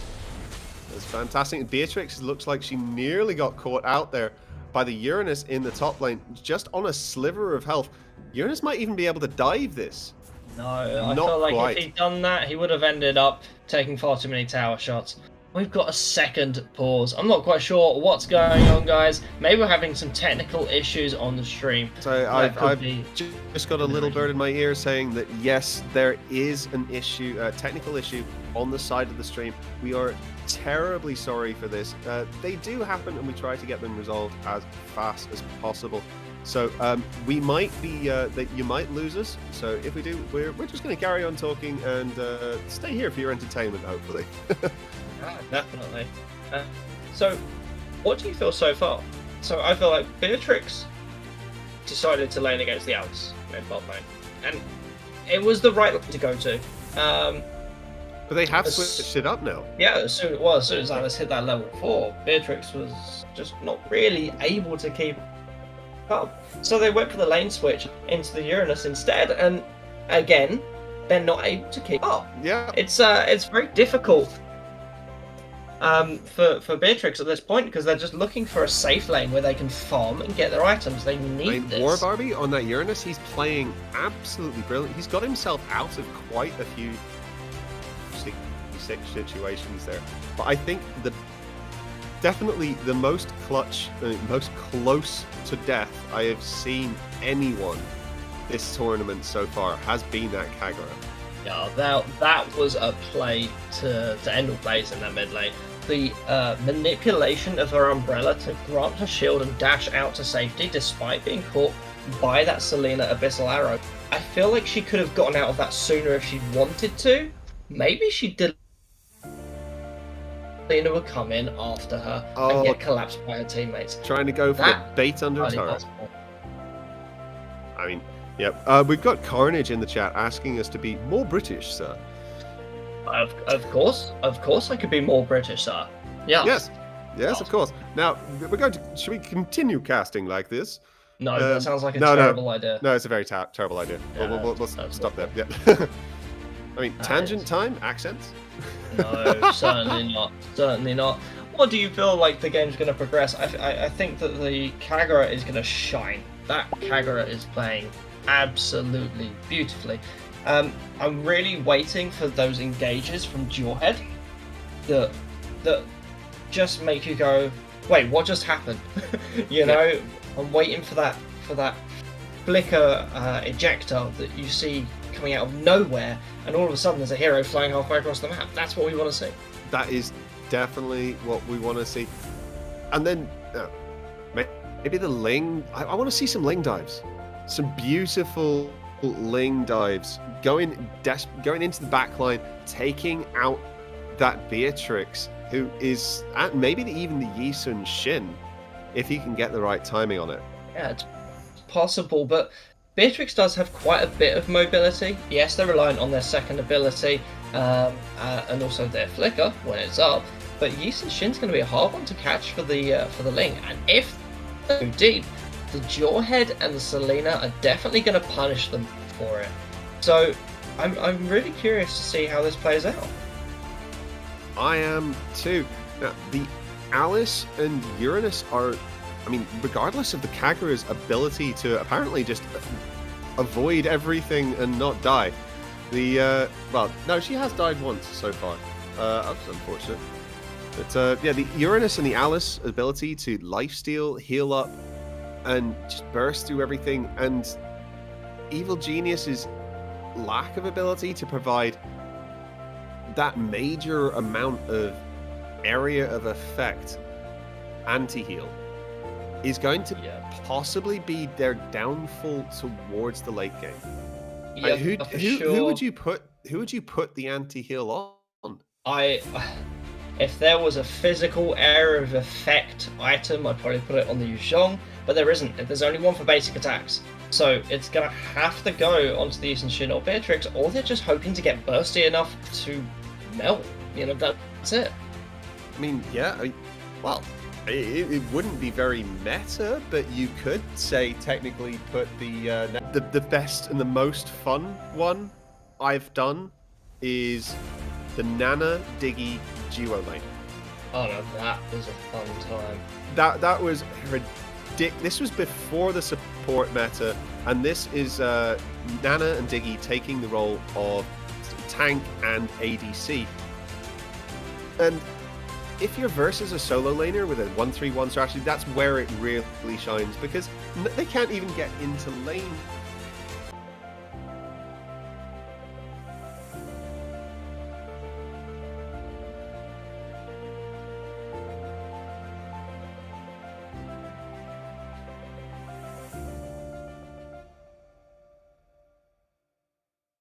Unfortunately, as much as we could start the game again, you wouldn't be able to see it without these technical issues being resolved on that side. So we are working on this as fast as possible for you. Oh, indeed. We'll leave you with some background music until we know what's going on. Maybe we can investigate it at our end as well.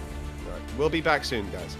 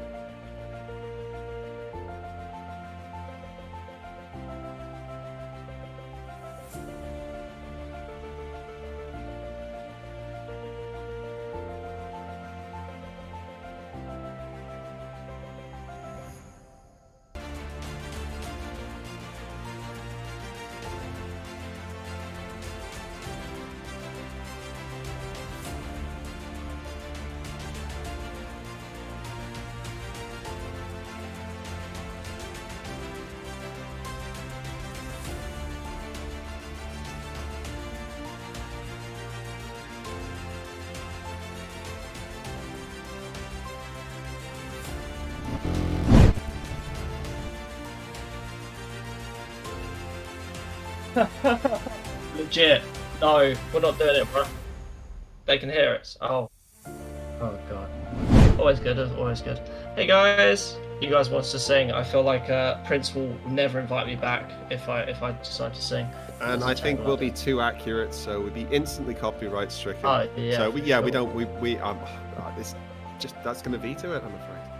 Might have to stop by Cynic Gaming's stream just to maybe catch up on his singing there.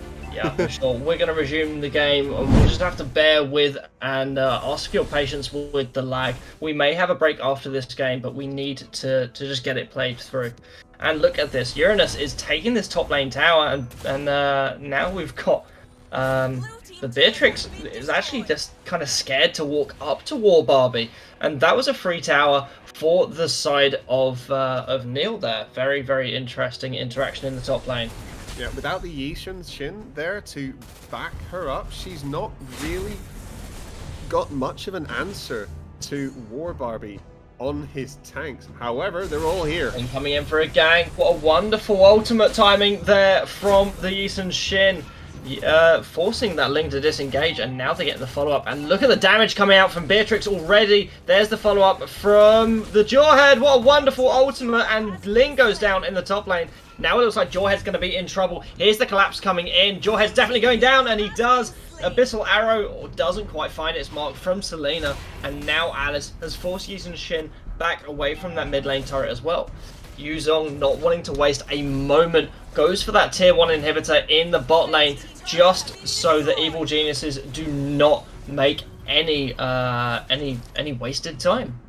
Yep, that is a 1 tower trade on each side, keeping things very even, apart from Ling going down and being put a little bit behind there. But Yuzong's trying to make a nuisance of himself. Now we've got this fight setting up around the turtle. This is the next objective. Yushin Shin got the last one, and this one is a fairly rudimentary affair here. But Ling into the back line. The ultimate of Jawhead taking him so far out of position that is not really at all where he wanted to be. Ling forced away there, and look at that double kill for Alice, and Alice is back out to safety as well. That is 3 very low heroes under that tier 2 turret, and Kagura is forced out as well. And look at this. Uranus is now pushing on that tier 2 tier 2 turret, and I can't believe what we just saw there. But Yuzong managed to take care of business again, putting the pain to the Pokemon Cooper. Doing very, very well on that Yuzong. 2-0 at this stage of the game is a nice, strong position to be in for that Yuzong. He's not going to have much of an answer unless that Alice really stacks up and gets in his face later in the game, I think. As much as the lane swap may not have been particularly favourable for the Beatrix, it certainly has been for the Yuzong, and now he's able to farm very, very aggressively, and Alice just doesn't really want any part of it. That was Yishin Sin there, quite nicely taking that gold crab out from under Ling's nose with his ult. And he wants Ling revenge. goes in with the ultimate and dashes out to safety. They tried to engage and was instantly burst down from 100 to about 30% health. It really didn't take long. Lovely engage there from Kagura. And what a combo. I can't believe this. Kagura goes down to the Selena in response. What a beautiful fight. And look at this. Yuzong is now 2v1. And there's the follow-up from Jawhead. Jawhead was looking to disengage, and Yuzong was trying to stay in the fight. Not quite sure what was happening there. Yeah, this is a war of attrition on both sides. They're so evenly matched at this point. It's just down to little mistakes, and Uranus looks like he has made one with Selena, following up with all those dashes to get the kill and shutting down that most dangerous War Barbie. Yeah, absolutely. I don't know if you saw what I saw there. I saw the Beatrix flicker in towards the Uranus with their sniper out, take a sniper shot and miss, and just go and bury their head in the sand and say, I can't believe I just did that. I feel that that was definitely the moment for them. Yep, the sniper rifle is entirely skill shot based. It's not just an auto attack. So it's very easy. If you're diving in with a flicker, you can miss that very, very easily if you just misjudge it slightly. Yeah, for sure. Absolutely. Now, guys, we understand that technical issues can be a bit of a problem, but it is well beyond our control, and we do appreciate your patience, and thank you so much for sticking with us. Ling taking that bot lane turret, and that tier 1 is going to go down, and Ling escapes to safety. That was a very... Just absolutely decimated there. She was waiting in the bush trying to get vision around Lord, but just stumbled into the wrong part. People walked in on her and deleted, I'm afraid. Then we see Neela going in for this Lord. It's not an enhanced, it's that early Lord. They're looking for that lane pressure, and I don't know if Evil Geniuses are going to be able to answer it. They've got sought out by the trap. And look at that, God. The Lord still coming in from Yisun Shin. What a... Yu Zong following up as well, going down to that Alice. Unfortunately, I saw that Yisun Shin setting up that play, charging the arrow at exactly the right time. That was amazing. He hasn't missed a trick this game. No, he really hasn't. And Alice is just showing just how much sustain she has there, standing in the middle of the blue buff pit and tanking 2 heroes at the same time. It looks like Uranus is going to be in trouble. There's the ultimate from Joyhead, and the ejector ended up throwing the Yisun Shin. That's not what you wanted to do. Oh my gosh, mistakes, guys. Now, I'm willing to bet that Yisun Shin is just about to pick himself up an odd potion. I'd be very surprised if he didn't following that one. I honestly don't know. Maybe I'd consider odd potion a later purchase, because you want to trust that the Jawhead can throw you out of the way if you do get yourself in trouble. And yeah, for sure. Solo queue, so we're not expecting the Jawhead to throw him under tower. And here's the engage again. A lovely ejector this time from the Jawhead, and yeah, Uranus still manages to escape that 4-man engage in the top lane. I can't believe he walked out of there so cleanly. Yep, Yu Zong in the bot lane is just pushing up, and here comes Ling and Alice, but he's out. He's quite safe there. I'm not sure that they can push him back too far. No, they absolutely can't. If 4 of them can't burst him down with Jawhead's ultimate and followed by his ejector with that much CC, what chance has Beatrix got on their own? Or even with the backup of Selena? Yep, and if we just look at the map at the moment, Evil Geniuses have a lot of control here. Look at this! Uranus coming in, forces the flicker out from Beatrix through the Lord Pit. That was a clutch moment for Beatrix. If they hadn't flickered out there, they certainly would have ended up caught. And look at that very long-range Abyssal Arrow catching the Popon Cooper in the mid lane. Yep, those arrows are starting to hit home. If she gets enough of them, she might find... Oh, I've definitely Caster's Curse there. She missed that one. He did indeed. It happens though. Always Caster's Curse, guys. And look at this. Kagura able to poke and farm from quite a safe distance. Jawhead looking for a pick down there onto the Alice. Alice caught by the knock-up. And look at that. Another Abyssal Arrow finds its mark onto the Woofty there.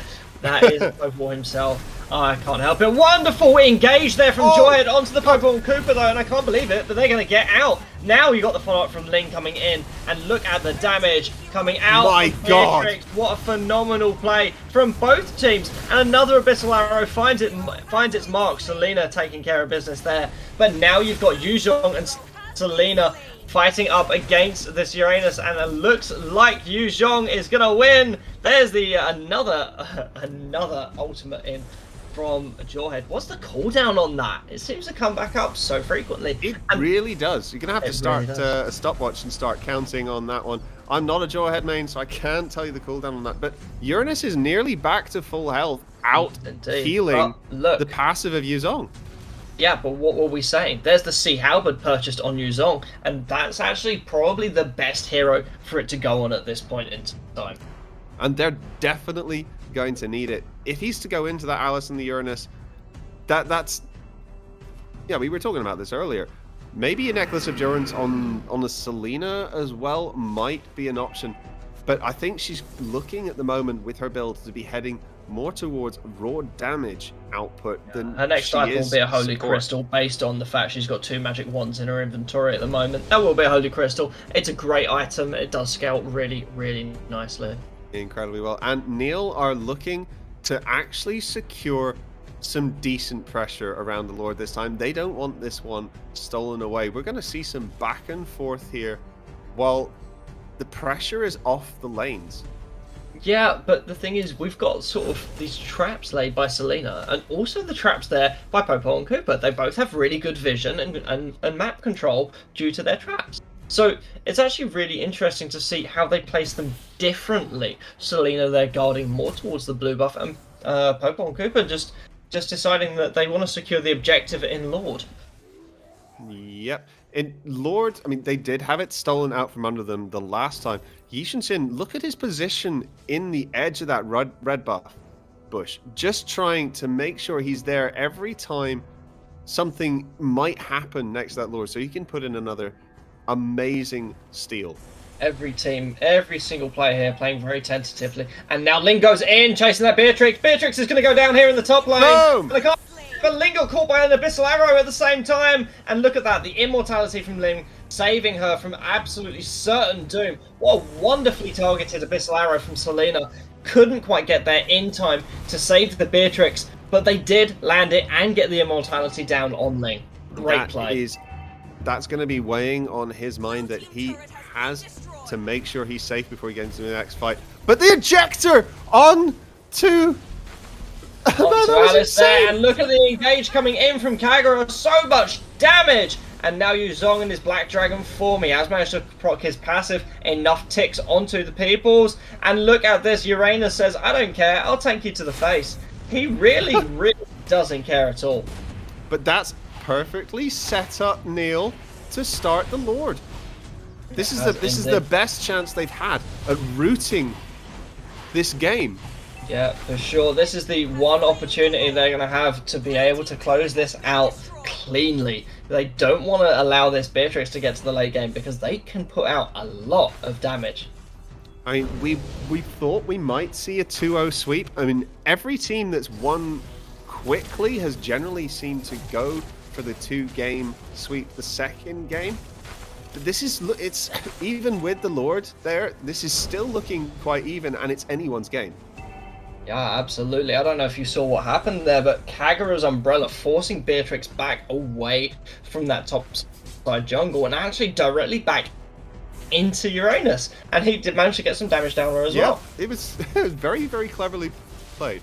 Yeah, we got Alice top lane, making sure that it's got a clear path, and they're going to be pushing these turrets. Meanwhile, bot lane, Ling and Uranus quite happily the inhibitor down, and now Jawhead's ejector finds Kagura and the ultimate as well, but it's not enough. There's no follow-up from the team. That's the immortality there for Jawhead, and Jawhead goes down. Pokemon Cooper gets the kill credit there, and let's see what's going to happen to Beatrix, because Beatrix is there being chased down by Pokemon Cooper. And look at this, Lord is still pressuring that top lane inhibitor. They managed to get 2 turrets out of that, a turret and an inhibitor out of that. Fantastic comeback from Neil here. Uranus, I just can't believe how much damage he can get. He can take. Yeah, and just come out unscathed. Yeah, absolutely. Like he's just so tanky. He's got so much sustains, and Selena's gonna end up going down here, and I can't believe the play here. But Pokemon Cooper is just about managed to survive. Their immortality goes down though, and Alice is now in that position where she's tanky too. Link comes in with a massive ultimate, and they have to disengage. Uranus is going to be looking to dash over the turret as well. Look at that clean disengage from the Alice. I can't believe how low the members of Neil are at this point in time. But no, Beatrix gets the kill onto the Kagura there. Fantastic play with the comeback. My God. Yeah, Jawhead ultimate there, carrying him halfway across the map. Link saw it coming and said, I can wall dash, you're coming with me. And look at that. He just had to back off. There was no further engage at that point. He was so out of position. Evil Genius is now forced to bear this bot lane in mind at all times, because without that inhibitor, they're getting super minions marching towards their base, and there will be a natural push towards their base in the bot lane for the remainder of the game. There will be. Sorry, quick technical issue on my side. I'll be right back. No problem at all, Phoenix. I hope you take care. And look at this. Beatrix is no longer comfortable clearing a wave on their own. They've now got the Yuuzhan with them, just in case they end up jumped on. Uranus looking here to invade and takes quite a lot of damage from that Abyssal Arrow.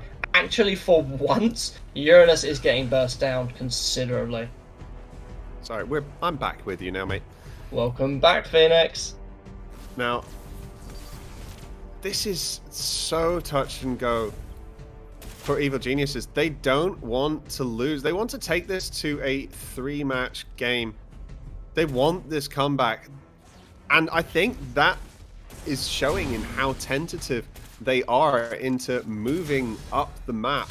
Selena is literally just their only option for vision scoping right now. Yep, for sure. And there's that ultimate for you from Yisun Shin coming in, and Beatrix finally putting out some damage onto the Uranus, but he's able to retreat and just regen his health quite comfortably. I forget that Yisun Shin's ult does grant full vision of the enemy champions as it does hit them. It does so indeed, but at that this does have a point in cooldown. time, was that really too early? Because now the Lord's back up. I know they have the Selena's trap there, they can see that, but is it really enough to know what they're doing? Do you want to have that opportunity to potentially steal? And I as think looking for an engage there? Maybe he was trying to see if he could steal his own blue buff with it. Entirely possible. Lord control right now is indeed crazy for Neil, as observed there by our viewers in YouTube, and I completely agree. Neil are actually doing a fantastic job here of controlling the map. There's Yisun Shin's ultimate used again, and now it's possible that Neil will be going for that Lord. They Now that know Yisun they're Shin's all ultimate's there. down. Unfortunately for Neil, it's not the top inhibitor that's down, it's the bottom one. So Evil Geniuses will be able to rotate from that bot push that is just going to be happening from the minions up to the Lord Pit quite quickly. And that's a very quick route there to go. They're not going to be far away at any point. So there is still a lot to contest. Oh, so much damage coming out there onto the Pokemon Cooper, and look at this. Uranus has decided, I've waited around long enough, I'm going to start split pushing, and now Beatrix comes in. A lot of damage laid down onto the Ling there, and Yisun Shin manages to secure his buff with his Retribution. Yeah, but that's Retribution down, though. That is Retribution down. That is going to be a problem if they want to contest this Lord. Maybe they're looking to stall it and delay. This is what we're seeing. So in... was it the last game that we saw this evening? We saw a 10-minute struggle over Lord. Or was it the game before? I'm trying to remember, bro. Oh, nice Abyssal Arrow from... Oh, nearly took Popo and Koopa's life there. Well, certainly his immortality. Yeah, but now Popo and Koopa have to back, and EG know they have the numbers advantage around Lord at the moment. And Ling's up in the top lane. Yes, they can move quickly, but they know that they've got the space at the moment. This is the right time to go in. Go in, guys. Possibly nice time to start baiting in the Lord. Now you've allowed Ling to push that top lane. They need to rotate. Someone needs to defend. Now Neil are actually getting themselves in a better position to teamfight. They're forcing a numbers advantage. Big ultimate there from Yisun Shin. But now it's just zoning. Are they going to be able to zone off the remainder of EG and take this Lord? I think it's quite a possibility. But it's not going to be this time. That's another bait by the looks of things. Another bait and switch, guys. Now that top lane, I feel like top lane's really going to have some serious involvement in this here, because it's absolutely crucial. You can see it's just over the halfway point. This is going to be a very slow minion push in favor of Neil, just because of the wave positioning here. And Alice there caught out of position by the Jawhead. What a lovely ejector. Finished off by the Yisun Shin. The damage from Beatrix finally coming into play. And now they have the numbers advantage. Now they're going to start baiting out the Lord. And Ling needs that blue buff. They know that they do. And Ling has to start there. They cannot engage in this fight without it.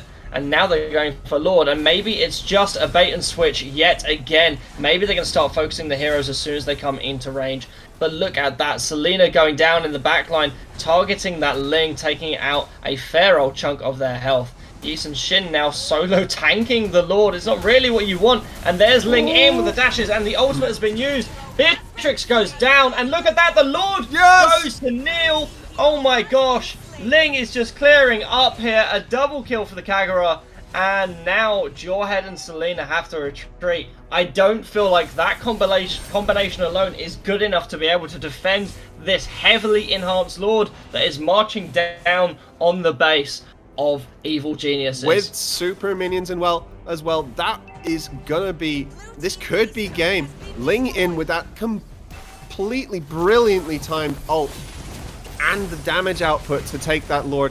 Fantastic. Had the retribution and the damage there when needed it. This is it. To be it now. It's got to be. There we go. Ling's coming in, and the minions are going to finish it. And that is it, guys. 2-0 to Neil. Couldn't help it. Couldn't help myself. Couldn't help it. Evil Geniuses forced to bow and kneel in the face of Neil. It was. That was a fantastic game. That does actually result in a slightly less confusing final matchup of the day. At least now it's not evil versus evil, guys. Yeah, but it does mean that Neil are graduating from Evil Geniuses and moving up to tackling the management system of Evil Incorporated. And just out there in the chat, just want to observe, Woody, congratulations. You are the winner of an epic skin. Congratulations, bro. I'll deal with you in just a minute. Let's have a little look over Actually, I think it was Jep that was just in front. Where? This is congrats, Neil. Nice one. Oh no, you're right. GG Neil 2-0. Yeah, Yep, sorry. 2-0. That was it. I didn't want to decline someone their prize though, if they'd actually got it first. Too bad. Let's have a little look at the statistics for that game. There was no real clear main damage dealer. We're not seeing these 30-40% that we would normally see. Yes, okay, Selena came out with a huge amount of damage, 30%, 132,000 damage on a Selena.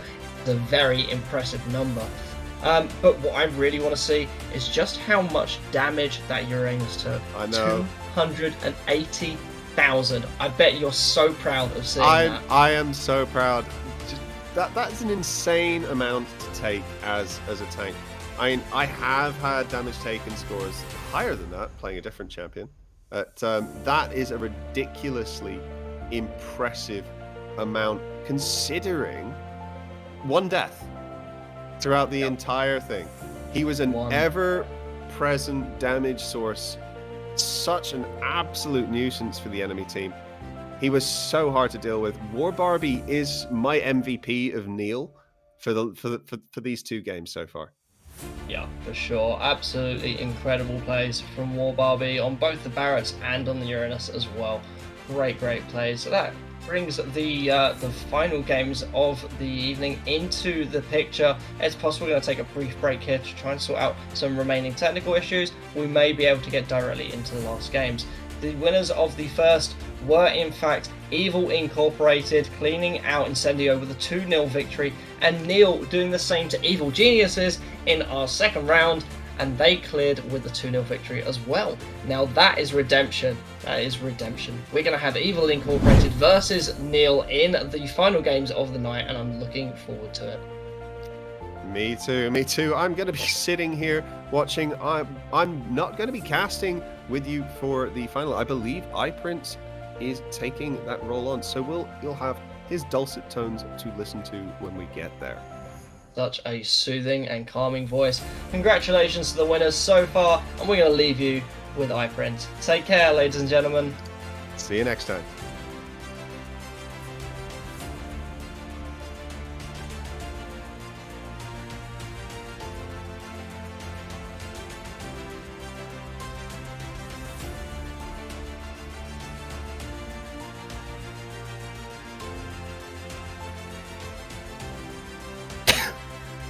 Yeah, bro, I know.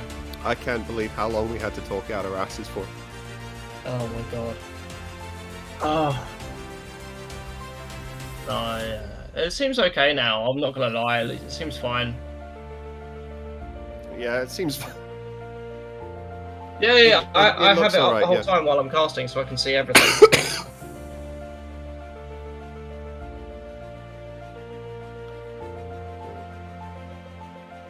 Mute the stream. Oh my.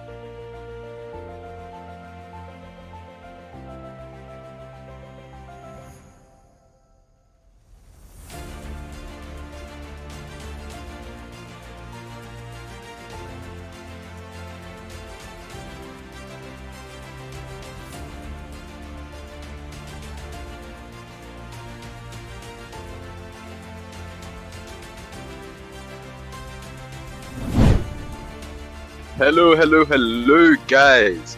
We are so sorry for the prolonged wait we had to put you guys through. We've just been having some technical difficulty, which means for our final games of Group B, we are actually going to have to postpone it until tomorrow before our Group C games. It's just we're having some slight issues so far that is out of our control. Thank you so much for understanding, by the way, guys. You know, like we're really trying our best to make the tournament happen, and thank you so much for all the patience and the love and support that you've been giving us in the chat. And I hope you will still continue supporting us tomorrow in our amazing games in Group C and the finals in Group B. Yes, and I'd just like to reiterate how much how thankful we are actually to you guys have stuck around whilst we've been going through this for almost 3 hours now, and we just cannot repay you enough. Thank you, guys. By the way, special thanks to our sponsors once again, Team Transition, Moonton, and Cynic Gaming. Thank you so much for making this tournament possible with us. So once again, we're saying that the finals for Group B is gonna happen tomorrow, 16 o'clock UK time, which is gonna be 4 p.m. in UK.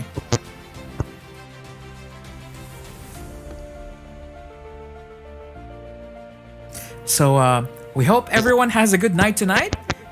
Thank you so much again for bearing with us, and we're gonna be wishing you good night, everyone. Good night. Good night, guys.